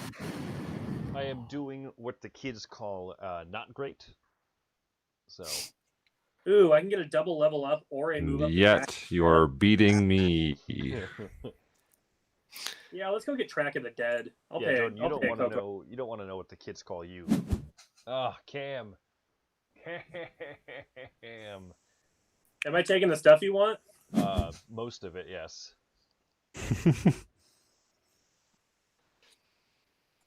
We have a term for Cam, and it's the worst. Yeah, it's pretty classic. Feel free to use it whenever you want. It's a like. But I think when I know I'm a friendly, kind, polite dude, but like I definitely, when it comes to board games, I'm definitely a villain. I mean, part of it is just I'm like I could be playing better, so. But you wanted to do the exact same stuff I just did? Is that what happened? What was that? You wanted to do the exact same stuff I just did? Yeah, literally. I'm like on the same step of the red temple as you. And that was the thing though, because I'm an idiot because I'm like, oh no, now Chris can go to the building thing and go build that red thing before I do. Except I had no pieces of wood, which is why I had to take this other wood turn first. Yeah. Man, there are for real no places for me to put this head down.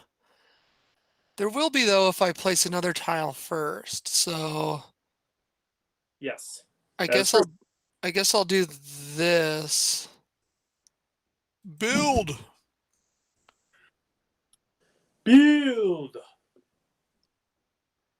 Oh no. Oh, maybe I still can do it. Come on, don't hose me, game. I can still undo my main action. Out here trying not to get hosed. Oh, there you have the double take that action as if you had another guy there, right? Well, I've got a tile. Okay, hold on. Maybe I got to move. Let me start this over. So I got to move it first. Then can I use it? Nope. Then I got to take the main action. Pay for it. Now can I use it? Haha. Some of them depend on what they are for when you can use them. So let's pop that bad boy down right there. And then let's pop this bad boy down Let's see. I rotate like that. That's pretty good. That's 2. I don't think I can get better than that. Man, we're smoking this pyramid, by the way, you guys. Build.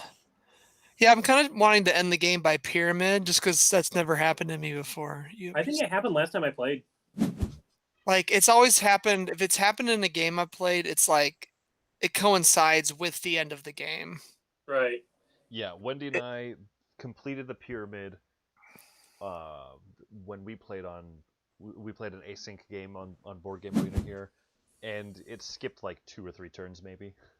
You must be Huh. That is strange. Let's go ahead and do that. I gotta do a couple more worships before I unlock this guy. Let's go ahead and do that. Ooh, Rob unlocked his guys. So you unlock your guys after you take the turn? You can do it whenever. Oh. But I guess, sorry guys, this turn's forever because it's making me do a million things.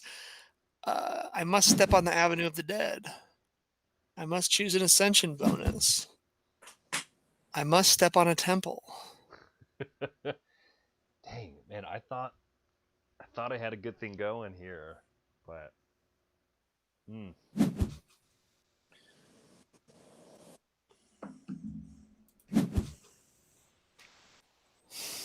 I'm just happy to be here. good. I'm happy that you're here and that you're gonna have to take that sprite float. Ooh. Oh, dude, there's still plenty of game left. You could do this. It's going to involve you moving up tracks for like pretty much every action for the Okay. rest. That's what you call a long Teotihuacan turn, where Tracks are very important. if the game wasn't making me do all of those things, I probably would have forgot to do at least one of them. For sure. That's one of the nice things about this implementation too. Implementation? Implementation. Yes, that'd be the word. Yeah, you can't like forget like, oh guys, 2 turns ago I was supposed to be 1 step up the red track. Yep. Wow, you see how long that turn took, Rob? Yeah. Hey, it's not my fault I had to figure out how the game worked. Don't worry, Rob has to spend the next couple turns getting cocoa. Get that cocoa. Ooh, at least I got some cocoa back.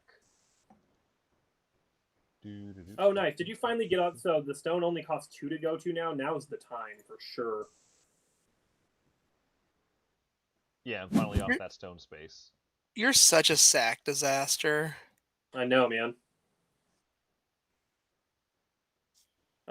Which worker to power up? How soon do I want to ascend? Pretty soon, I think, but not right now.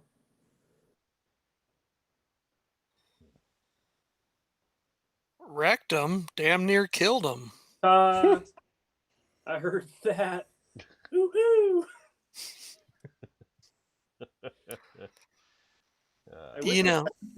I wish I had 1 more piece of wood. That's what she said. Yeah, I know. I was there. I will trade you 1 wood for 15 points. Nope. All right, well. Don't say I didn't ever give you anything. I don't have the wood or the points to take that deal. I couldn't do that from either side.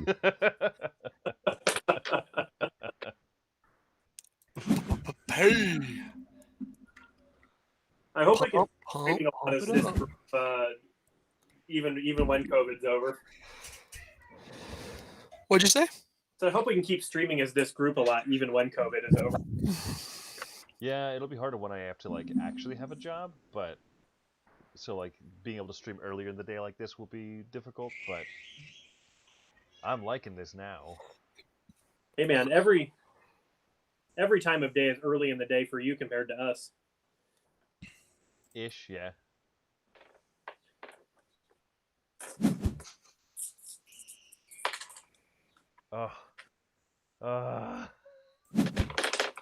I always feel so euphoric every single time I like am driving west and then I like gain an hour.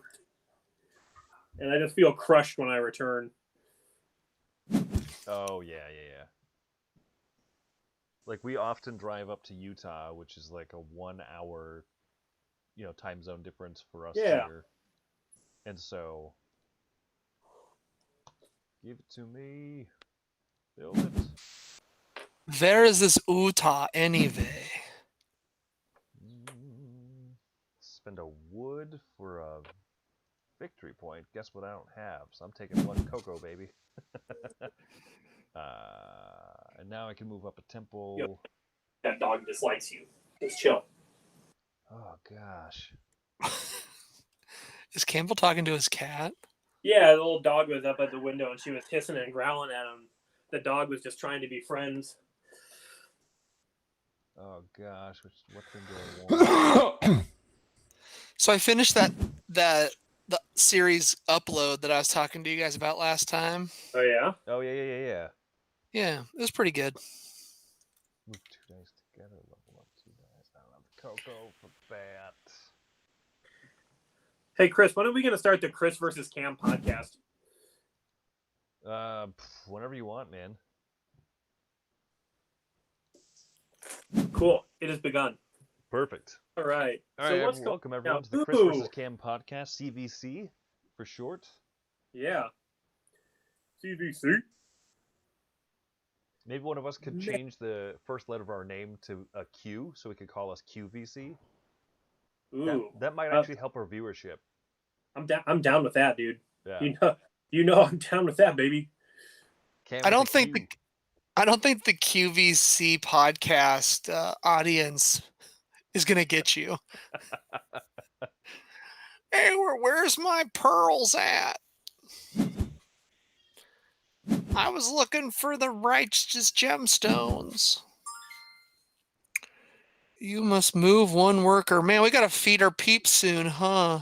Yeah, It's coming up. Feeding people's dumb.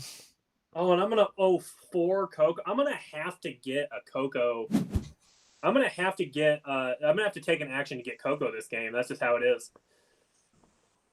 Oh Feel for your man. loss, man. You Well- poor thing. Let me go get my smallest violin in the world. It'll play a sad song for you. You even got your 4th boy out, Cam. You never do that. Yeah, I very rarely do. I just thought it'd be kind of fun this game to do that.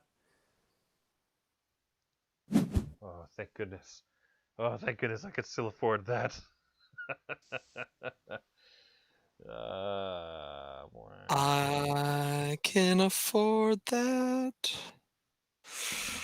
Those are some of my friends. I want it that way. That you have to You confuse. must choose an ascension bonus. Right, Cam? Cam, I know you're a BSB boy. Oh yeah, I mean BSB, NSOD, BBD, NKOTB. TJ5, TJ. the M's. I like all the boy bands. I'll be honest, you lost me after like 2 of them. I was just doing all the major ones. Did you cover H? Campfire Daddy. You mean like Hanson? Yeah. I don't know if Hanson counts as a boy band. They weren't developed in a lab. Have you seen them? They were 100 a boy band. All right, I believe it. So I get 1 action after this, huh? Bob. I wish Cam. I wish Cam would have been in a boy band. Who says I wasn't? I mean, the Board Boys could turn into a boy band. The Board Boys boy band. Board Boys Band podcast. I really want to pay Coco to go up tracks, but I think I need Coco. Tracks on tracks on tracks. Tracks on tracks, baby. I don't know. Sack disaster must choose an ascension It's bonus. 100% true that I must. His leg's broken. Yeah, I'm gonna gain 5 cocoa. That way I don't have to go cocoa crazy the last turn. Oh man. Am I just gonna get more cocoa this turn? And how much cocoa you about to be paying? Well, I guess I could have to pay 3 cocoa if I do a thing. Maybe I'll do this instead. I'm not even gonna think too much about it. I'm gonna do this. I'm gonna pay that. Let's see, is there anything good to build?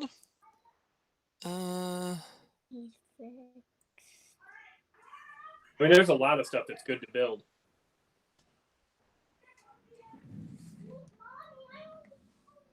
There's no blue, so I can try to match this mask. There is no mask to build on. So, how about Dragon Head? Yep. Build it. Oh, Rob. Could I have to step up on a temple. You know what they say about building it, Rob? They will come, They and I have to step up on a temple they again. say that about that.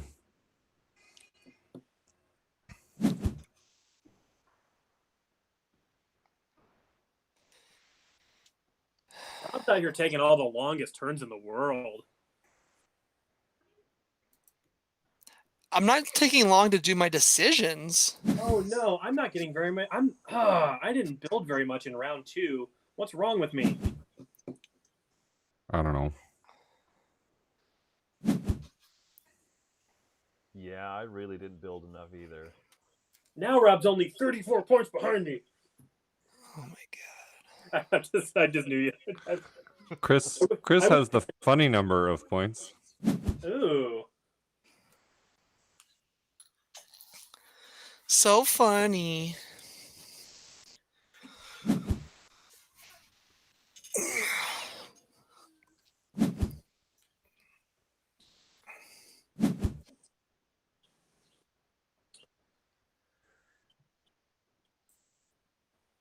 Hmm.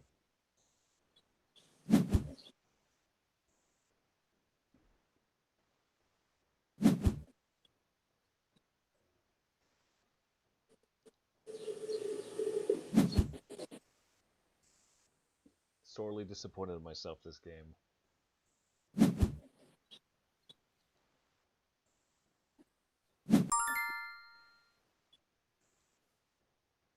At least this space is free. Woo! And everybody else gets technology points because of me, but boo to all of you. Huzzah.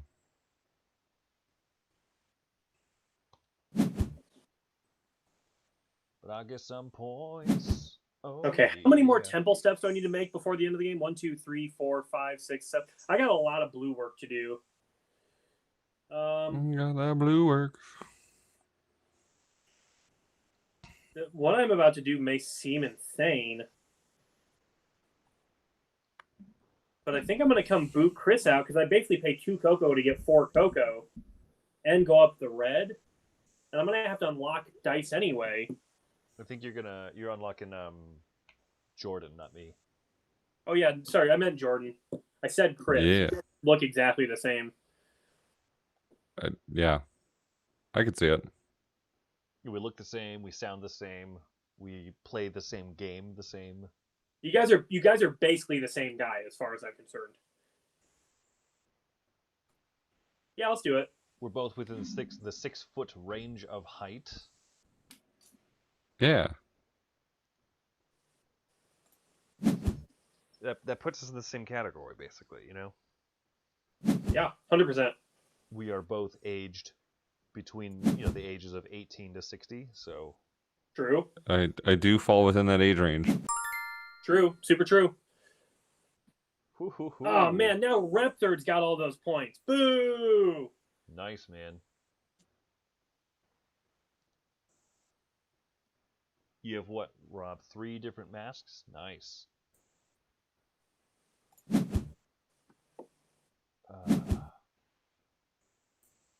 Meeple I'm going to Overboard use my Boys Milk podcast. Cocoa tile. Because I can't afford to have only one cocoa going into this round.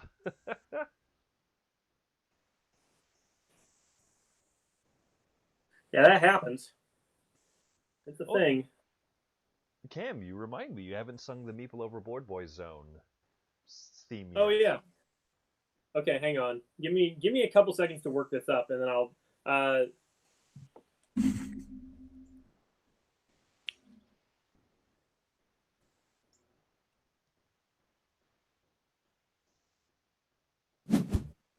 I can't just sit here pensively while I think of it. I'll get it. We'll get funky. Let me marinate on it for a moment. Good. Ooh, speaking of marinade, we've got some chicken marinating over in the fridge right now. Oh, that reminds me. I should have probably got some chicken out of the freezer, and now I'll have to thaw it in the microwave instead of thawing it in the fridge, and you know that makes it a lot grosser. Ugh. You guys have any Memorial Day plans? I mean, not that there is much to plan these days. I was thinking about taking a nice long walk around my neighborhood, then going to get some tropical snow for the third day in a row. But it's a little rainy out. Indeed. I know you don't have to contend with rain in Las Vegas, but I mean, it could possibly be coming up on our monsoon season soon-ish. oh, do you have a rainy season in Las Vegas? Yeah, I mean, others would scoff at it, but it is our rainy season, and so it's our rainy season. We'll lay claim to it still. The Midwest did not get April showers. Really, we're having our rain in late May, and I think the next probably 3 or 4 weeks will be pretty rainy. But I could be wrong because we didn't. It wasn't a very rainy year last year, and it doesn't seem like we have 2 of those in a row ever. Well, we got hammered 2 years ago. Yeah, we did. We had that one night that I don't know how many. Like it basically flooded most of central Iowa. Gotcha. Yeah. I'm really lucky because I live in a basement apartment, and I was out of the house the weekend or whatever that it rained super hard and flooded like all of the area I live in. But I live at the top of a hill, so fortunately it didn't like push its way into my apartment. The seals are good enough, I suppose. Okay, so this is my last turn of the action of the round. What to do? Oh man, I can. Why don't I? Oh, I can't Wait. take a 2 to go do that anyway. This is your first action of the round. Right? Oh, sorry, first action of the round. Okay. Duh, dummy. I'm a dumb dummy. Pardon me. Pardon my stupidity. Oh, dude. Crap. Ugh. Oop. That would have been really good. Okay. I have to start gearing up to go get this last technology, I think. That's going to be what I have to do.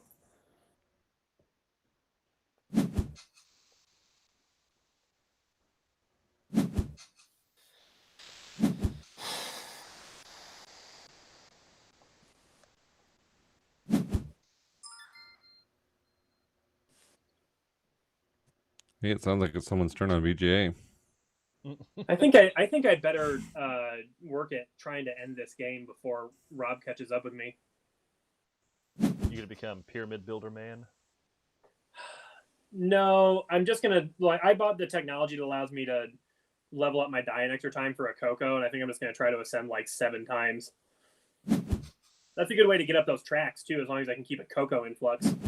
Right. Repster would have to step on the temple. Man, Rob, what the H, dude? Yeah, Rob's Dude, tearing it up, man.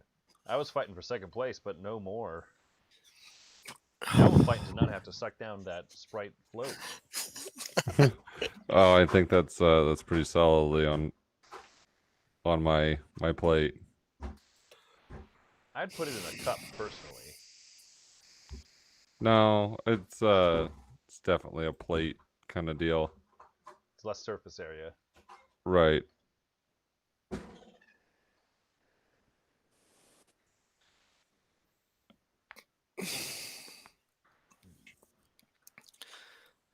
What is, We shall okay, see. what is everyone's favorite type of ice cream?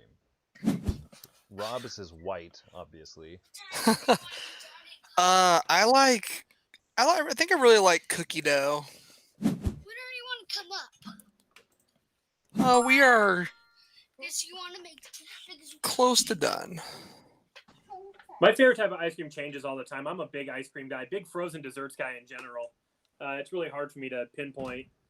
You know, some days I'm really in the mood for just just some chocolate or straw or some vanilla. But some days I want some butter pecan or cookie dough or cookies and cream. Did you just I say think. Rob? What? Oh, what's that? Cam, did you just say straub? Like I'm in the mood for Yeah, some straw, like straws, like strawberry. All right. If there's a second thing you should know about Campbell, it's that he shortens the word of every word, Hey, or will at least say- half. you're a regular Tom Haverford.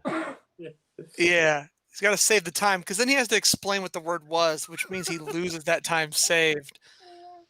But like the biggest offense of this was one night we probably had like a 10-minute discussion on tendies.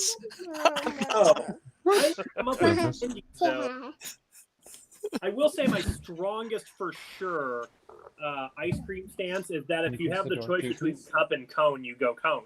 Cone. Oh, 100%. The cone, that part of the ice cream that's inside the cone is like that crunch versus ice cream is the best. Waffle cone if they've got it. Oh yes. Of course, yes. I don't have a strong preference between waffle, sugar, and Also dipped yeah. waffle cone if they've got that. Uh-huh. That's just a luxury. Like I mean, agree that that's- it's the best, but That's getting real bougie. to be honest, like that doesn't matter that much to me. Well, yeah, you don't like the way board games look either, so there must be a correlation to those two things. I like my bougie ice cream and my deluxe board games. He's funky. He likes his oatmeal lumpy. He's sick with this. Straight gangster Mac. But sometimes I get ridiculous. I even buy you crackers and your licorice. Hey, yo, fat girls. Come here, Did are you you say ticklish? buy Yeah, you? you guys know that song? Did you say buy you crackers and licorice instead of eat up all of your crackers and your licorice? Oh, I thought he said buy you crackers and licorice. He says eat up all your crackers and I licorice. think he says You eat just them. told me on Digital Underground. Yeah, I The don't mean gauntlet to, just but- got thrown. He does say eat up all your crackers and your licorice. Okay, yeah, that's what I thought. Now, you're making me look it up, though, now. Hey, it's that time for me to do a thing. Good narration. Yeah, he does say that. Okay. It's the time when he does a thing. Everyone, I'm gather doing... round. Time to do that thing. Oh, did Jordan do a thing? I did a thing. You might not believe this, but he did a thing. He did a thing. I'm not gonna lie, it's fairly difficult at this point to see what you're building on that pyramid. A little bit. I'll agree They with you, could Rob. A little space bit. them a little closer together. I'd be okay with that. Yeah. Welcome to a jumble of symbols. Jumble of symbols, baby. Ooh, dang. There's no. Well, that's too bad.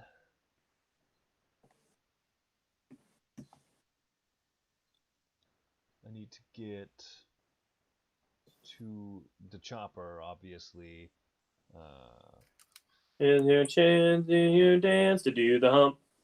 Do the hump, the hump. Do the hump, the hump. I'll do it, baby. Alright, I'll just get some mad cocoa instead. Mad Coco. No, I Mad think I did it. Coco. I think I gotta refresh my page too. Ooh, people listen to the stream are gonna hear this. Whoop, whoop, whoop, whoop, whoop, whoop. Do the baby. Do the hump, the hump. Uh-huh. I don't think I'm going to get up to that level of the track that I want to get on. I don't think I'm going to be able to finish off Blue, you guys. I mourn for your loss, sir. Now here's the question: Do I even try, or do I make sure my other ones are there first?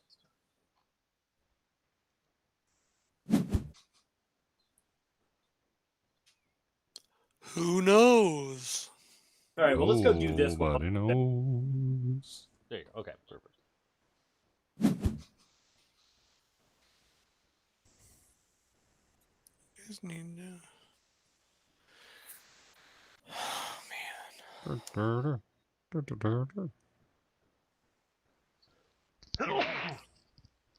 Gesundheit.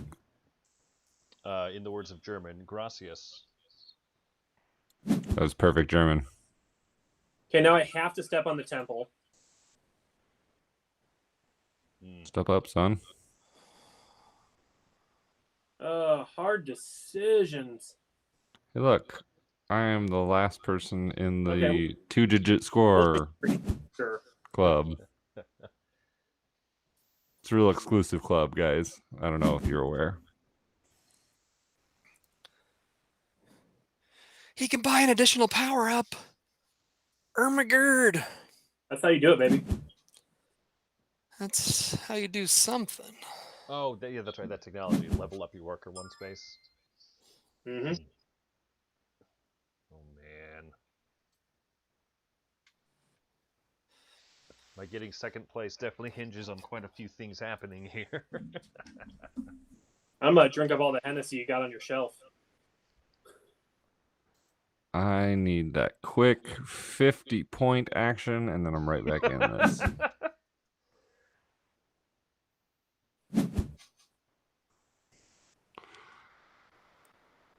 Quick 50 points, then I'm only 20 points back of Cam. Nice.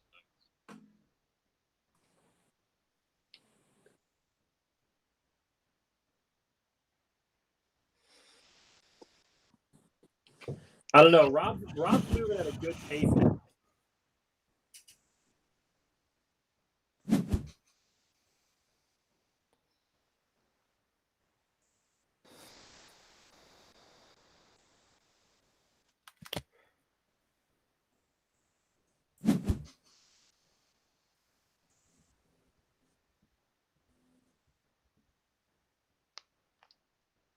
And there's so much to love about this game.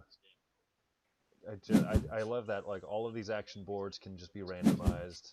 I love that technologies are randomized. Like, so good. Even when you're not like necessarily doing great, but that's besides the point. Yeah, man. Yeah, bud. So, like, Mom trapped a bee in a bag that was about like this big. It was about this big. What's she doing with it? Trapping it in the bag, putting it out. Cool. Yeah. She trapped it in a random bag. Why'd she trap it in a bag? I don't know. Or did she trap it in a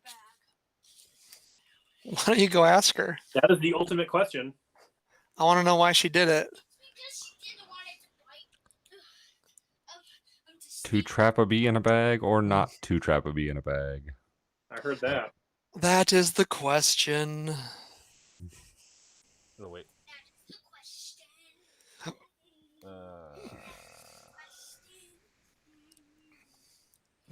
Main action while it's free. Can you bump yourself out of a... No. Cannot. No. Well, I guess that limits which tile I can claim.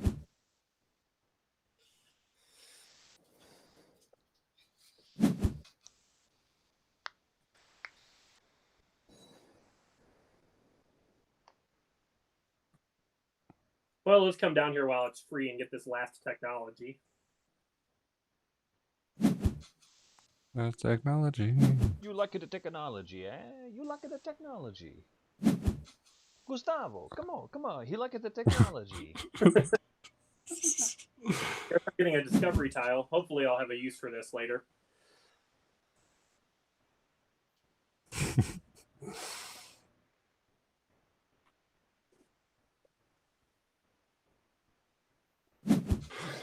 I'll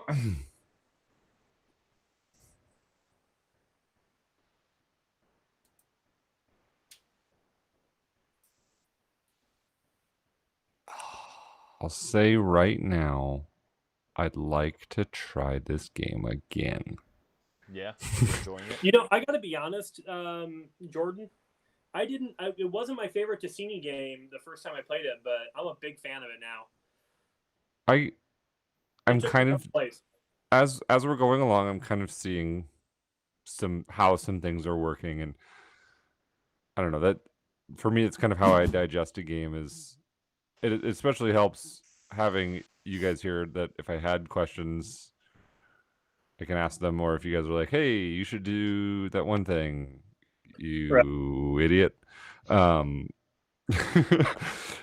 So that's helpful for me too. But yeah, I'm obviously not doing well in this game, but that's not a big, I've said before, it's not a huge factor in Mark, my so enjoyment of a game. Like, I think the fact that you'll almost necessarily eclipse 100 points is great. I mean, I actually think you already have 100 points, because you're going to get 16 just for your spot on the dead track. And Yeah, so if you have any masks, you're there. on the Yeah. Grateful Dead track. The Grateful Dead track, yes.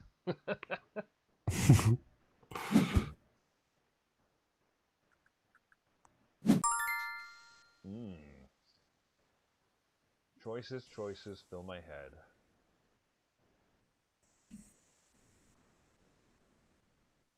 I'm trying to figure out what's going to end up being best for me. Ooh.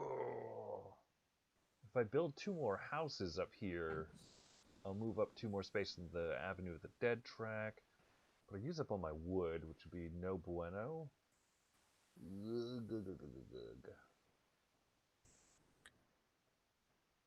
I did see that City of the Big Shoulders is in alpha on BGA right now. Holy mackerel, really? Yep. I've heard that game is cool. I like it, but it's also such a brain burn that I am really reticent to like play it again. But Board Game Arena would probably be a better a better avenue for me to play it. I think it would, take care of a little bit of the overhead. Yeah. Because like part of the thing is like that. So when did I play it? And Wendy liked it more than me. But just managing the table of it is very intense. Right. Because you've got the very large main board, and then you've got your personal, what you would call your personal vault, your money, and then you can build like 3 or 4 companies over the course of the game and invest in those. And so you have just like these other company boards, and it's just sprawl everywhere. And that was just in a 2-player game of it. So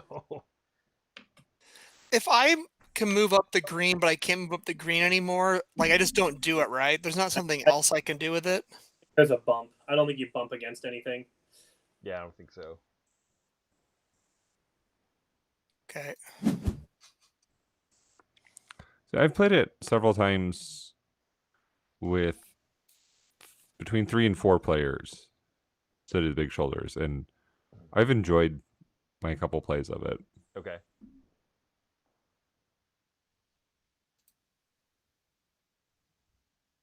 Like I said, I think it's a really good game, Gamers. but I don't know if it's my type of game, perhaps.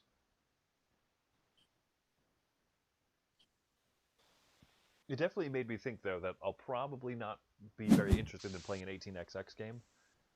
Well, this game has 2 tiles left, just so everybody's aware. Yeah, dude.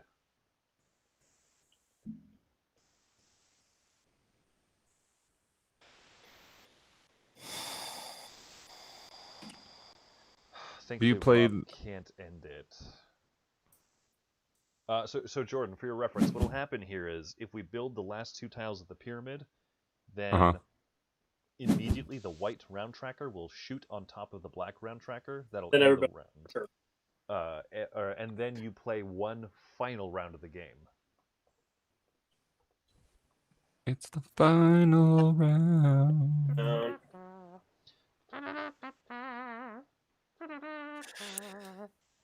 Yeah, I don't think I can catch Cam, but we'll see. Yeah, Yeah, me either. I'm doing pretty good, but you're also doing pretty good. It'll depend if I can make one thing happen or not, which I don't know.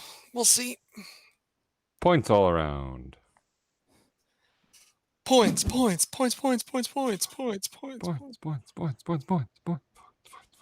Everybody.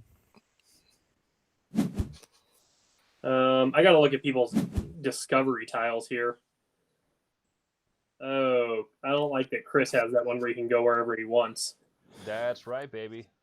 I'll go wherever I want. Hit that teleport. You can end your turn or use a discovery tile.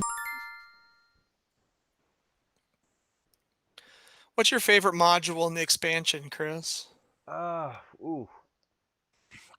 You asked me as I'm like about to weigh out. That's fine. Something. Do your turn I first. think this is stupid, but the best thing I can do is just literally get 2 points.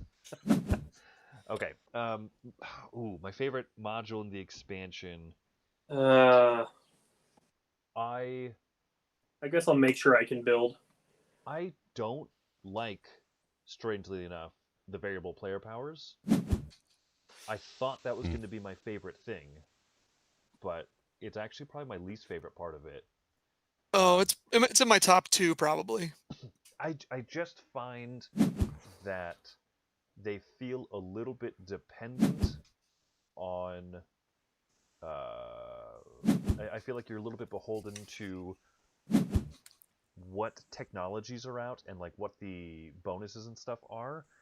So if you get a variable player power board that doesn't just jive with the board, and someone has one that jives with like the randomness of the board perfectly, it's like the writing's on the wall pretty early in the game, I think, as long as both of you are at a fairly competitive level with each other. Mm-hmm. But I think my favorite module, as silly as it is the new building board, like the replacement 8 and replacement 7 boards. Oh yeah, no, those are up there for me. Like I would teach new people those because they work just like the resource boards. And so it's not even actually, more to teach. Yeah. No, it just makes the game look more uniform, in my opinion. Yeah. And I like that, like Cam, you know you got to make an ascension bonus. Yeah, I'm just trying to just figure out whether I should spend 3 cocoa to go up blue also, but I don't think there's any way I'm topping blue, so what's the point? I'll just do 1 step and get to the top of red. 1 step this time. What was I going to say? Oh yeah. So, I really like that. The other thing that the little like replacement number 7, or yeah, the replacement 7 and 8 boards have, is that they have the unlock bonus. So like if you go there with 2 level 3 guys, you can unlock a single die, which I think makes locking guys in these worship spaces way more viable of a strategy. Yep. Yeah. Rob's got them mask. Cam, I would be worried if I were you. Rob's got the what? Rob got a 4th mask. Yeah, Rob's also only collecting 15 points, and I'm collecting 30 from the green. But we'll see. Oh yeah, that's right. You're on the red track. You're on the green track. Robbie Bobby Boy is gonna get probably 9 from the blue track if he can't help it. Well, he'll get 9 and 9. He'll get 18, but I'm collecting 15 that he's not collecting. I don't know. It's gonna be close. It's gonna be a close game because he's getting way more points than me in masks. That's for sure.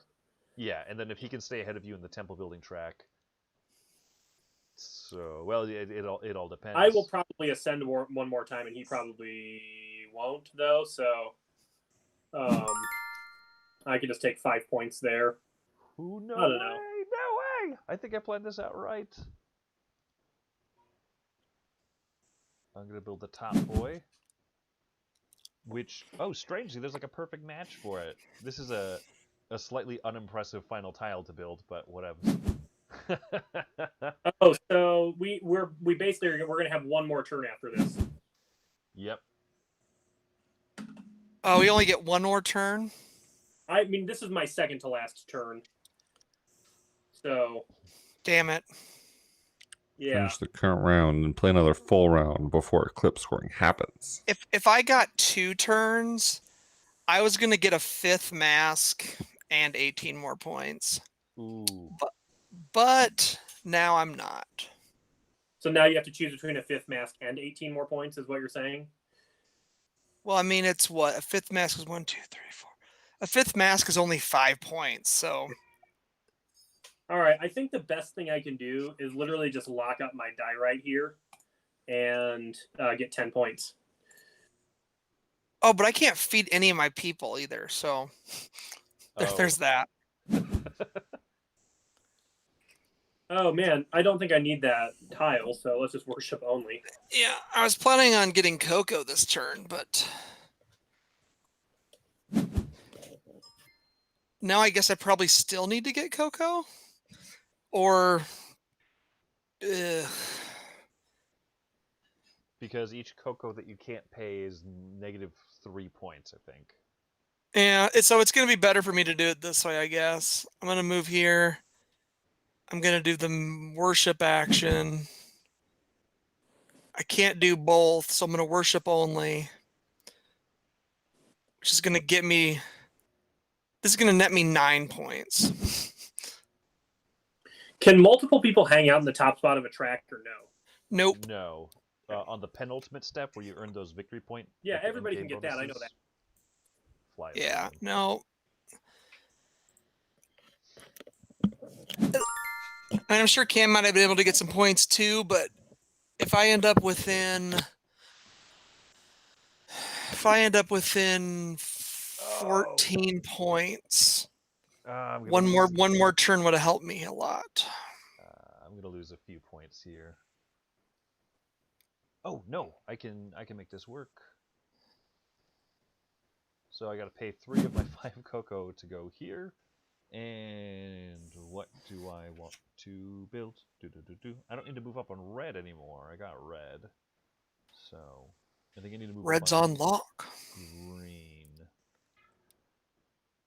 I didn't notice. We ended it because we built the temple, huh? Yeah, I was able to build that top piece, which made me feel pretty good. Nice. Oh, and then you snaked that 4 points away from me for that.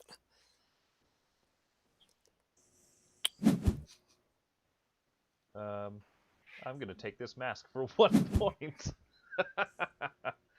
And then my end of game bonus will or my ascension bonus will be 5 points. Actually, Chris is coming in hot, man. Yep. I'm doing all right. My only end game.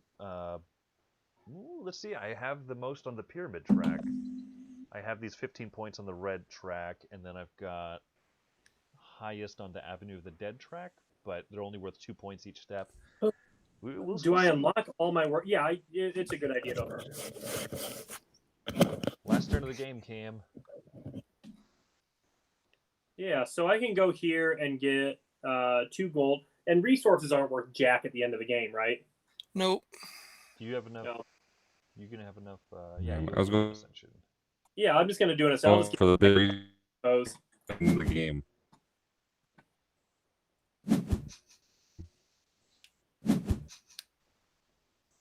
All right. And oops, sorry. Didn't realize that. right, so right now I would lose 6 points, so taking 5 points wouldn't help me. So yeah, we'll just take 5 cocoa. Okay, so that's the eclipse scoring. And then when we close that summary, we'll get the end of game scoring as well, once we pay for our workers. Oh yeah, I gotta pay my guys, don't I?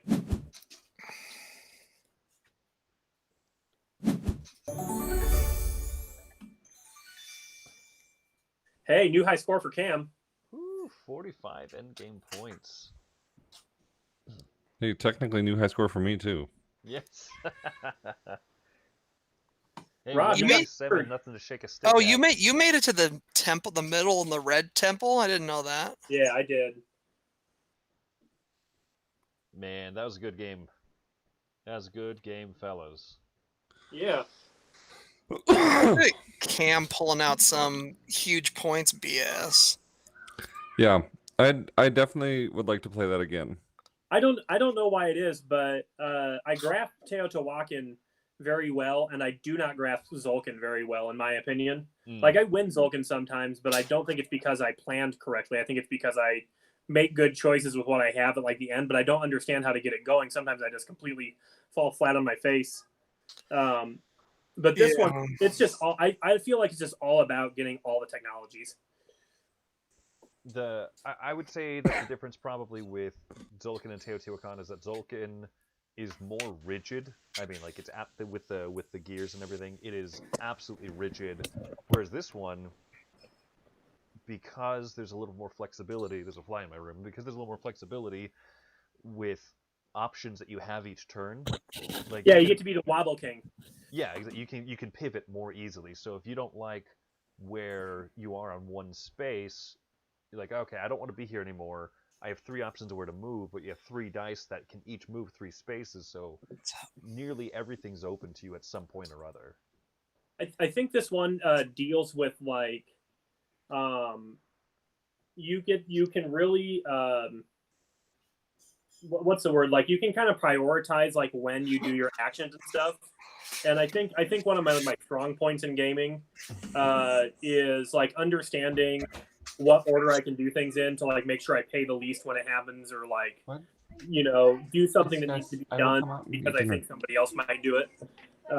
Whereas like Zolkin, I'm pretty bad at just grasping how much time is left in a game, and the end of Zolkin always like comes more quickly than I thought.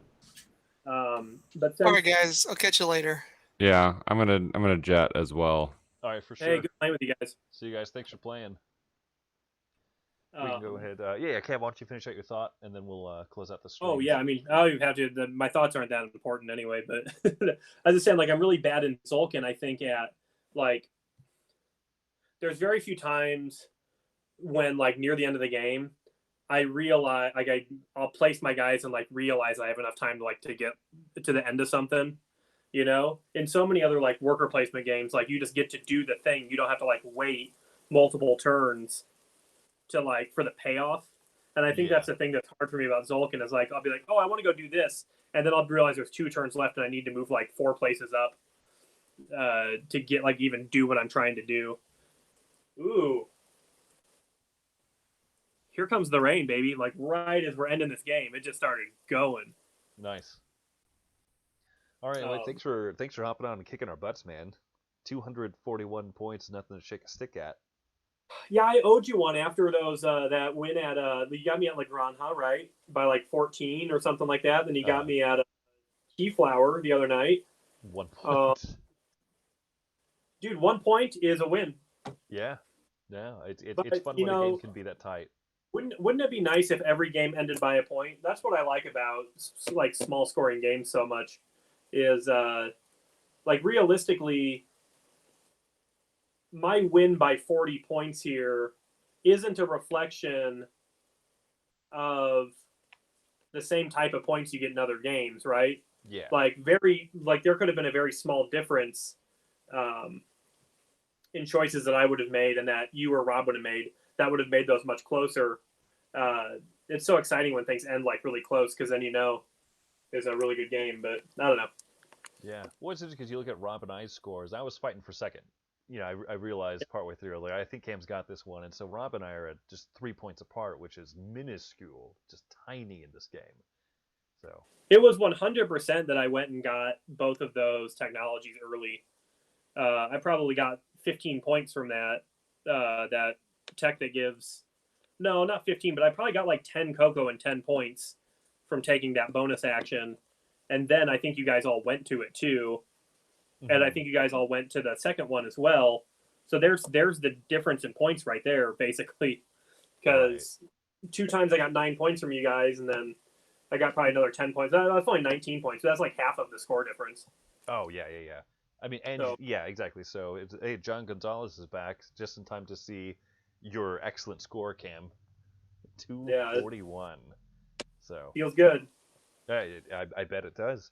Yeah, exactly. So like I should have prioritized getting one of those technologies earlier, but I didn't have a lot of cocoa in my starting array of tiles, Yeah. and there was always like 2 or 3 dudes down here on the technology space. So I thought, oh, I'll try prioritizing something different, and then I was kicking myself for most of the game because of that. Yeah. I find it like there's some times when I feel like my first 2 actions aren't going to be to take technology, but 90% of the time I'm like, I'm going to pick the 2 technologies I want and go get them. So I want to have 2 to 3 gold in my pocket and then enough cocoa to necessarily be able to take that action 2 times. So like I usually want to start, like if I'm playing with 4 people, I want to start with 8 cocoa if I'm like the last guy, Right. because like I usually like a lot of times I'll find myself behind everybody the first 2 rounds because I put so much effort into getting those. I think the 2 like what I consider to be the best technologies, but it usually pays off. I think the technology is really strong in this game, and maybe that's why like I'm not good at Zolkin, but I am good at Teotihuacan because I just figure that out and I just do it every time. Which what does that say about me as a person? Is just like he's not fun. He's pragmatic when he plays these stuffy Euro games. But yeah, the technologies in Zolkin definitely took me a while to get, like how important that corn technology is. Yeah. So it's like the corn technology track is huge for me, and then I'll focus on maybe one other one if I think I'm really gonna use that particular game. And I love that end game monument in Zolkin that's like 30 points or whatever if you get 3 technology tracks leveled up. That bad boy is great, but well, that's maybe the thing about Zolkin and why I succeeded Teotihuacan or Teotihuacan or however I want to say it versus Zolkin is because I love boosting my technology in both, and you can boost your technology in Zolkin, and that helps you get points and like more stuff. Boosting your technology in Zolkin generally helps you get more stuff, but not necessarily points. yeah. And if you do like the 3rd track, but like if you spend all your time doing that stuff, you're going to run out of actions because there's just less time you have in that game. And if you're boosting up your technology, you're not getting more guys, but you don't need to get more guys in Teotihuacan. As long as you like mobilize your dice well, you can crush the game with only 3 dice. You don't even need to have the 4th one. Yeah. Yeah. But like, try having a really good game of Zolkin with only 3 dudes. It's very tricky. It's much trickier in Zolkin. I do still often win with just 3 guys, but I become more beholden to it becomes more beholden to timing everything right and finding the right times to capitalize when someone fills up a gear and you have enough corn to jump ahead and get that one big turn, because you can't set yourself up like if you have 6 worker. Like Rob really liked to do that. He'd like throw 3 dudes out on a single track and just let those guys ride up real high real quick. Well, Rob is a really adventurous gamer. Like I give that to him like all the time. Like he probably knew from the beginning of that game that he probably should have started with like going to get that technology. But Rob's the kind of guy to be like, I'm going to try a different thing this time. And sometimes it works for him and sometimes it doesn't. But like Rob absolutely plays like those weird strategies and like likes to look at like, I think the mechanics of a game from a different way, maybe from you and I, and I think you and I would look at games slightly differently too. But I think the way we process games is a little more similar to the way like Rob does, as far as like the way they're built, right? I would think so. I think you and I's tastes and you and I's kind of approach is more similar than dissimilar, perhaps. Like every time I listen to the show, you're definitely the guy that I'm kind of like cued in on the most. I think Cam and I just kind of jive in terms of like that type of breakdown and taste and stuff. I need to get myself a Meeple Overboard shirt though, so I can wear it while we're streaming here, because I see. Yeah. Do you guys have a web store? I'll buy one right now. No, we don't have anything. Like, we don't have as fancy of a logo. Our logo is like adequate, but we haven't put the money into like get a decenter logo. Nothing that I'd Well, like to slap well, on a shirt yet. you guys are on the podcast network, so or the We are. Board Game Podcast Network, so we'll trade you merch. You can give us your Dice Tower spot. Just kidding. All right. Ooh. All right. Well, as soon as you have those shirts, let me know. Sounds good. Yeah, this is a Also, great game, man. You did awesome. if you want to play some tabletop sim later today, I think Kirsting and I are going to be on in a couple hours. Okay. I think we're gonna do we're gonna do that Codenames website, the new official Codenames website. Oh, couple of that's a friends great idea. Yeah, who are you going to be playing with?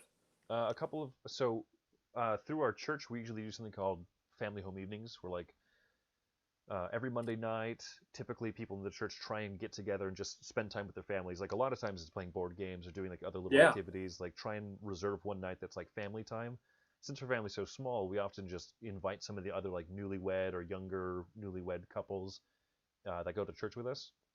For And so sure. since we're not like, we usually have people over. We usually have like six, 8 people over on Monday nights. But since lockdown, we haven't, and so I think we're gonna try and do that Codenames, like a group of Codenames. That is awesome. Well, have fun. Let me know how that goes.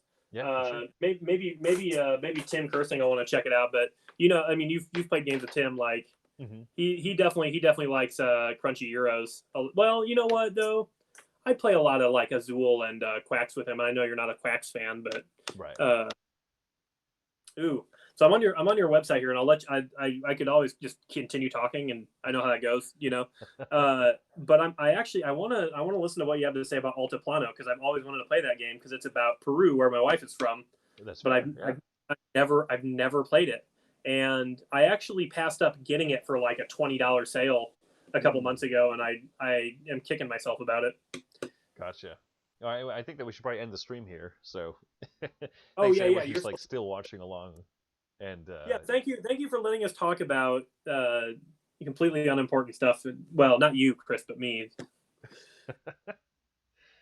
All right, so anyway, I'm going to end the stream. Thank you to everyone for watching. If you're rewatching, appreciate it, and we'll see you again. We'll try and stream something again Thursday. Whoop! I didn't hit the end stream button. Perfect. Whoops. Oh well. We'll try it now. There you go.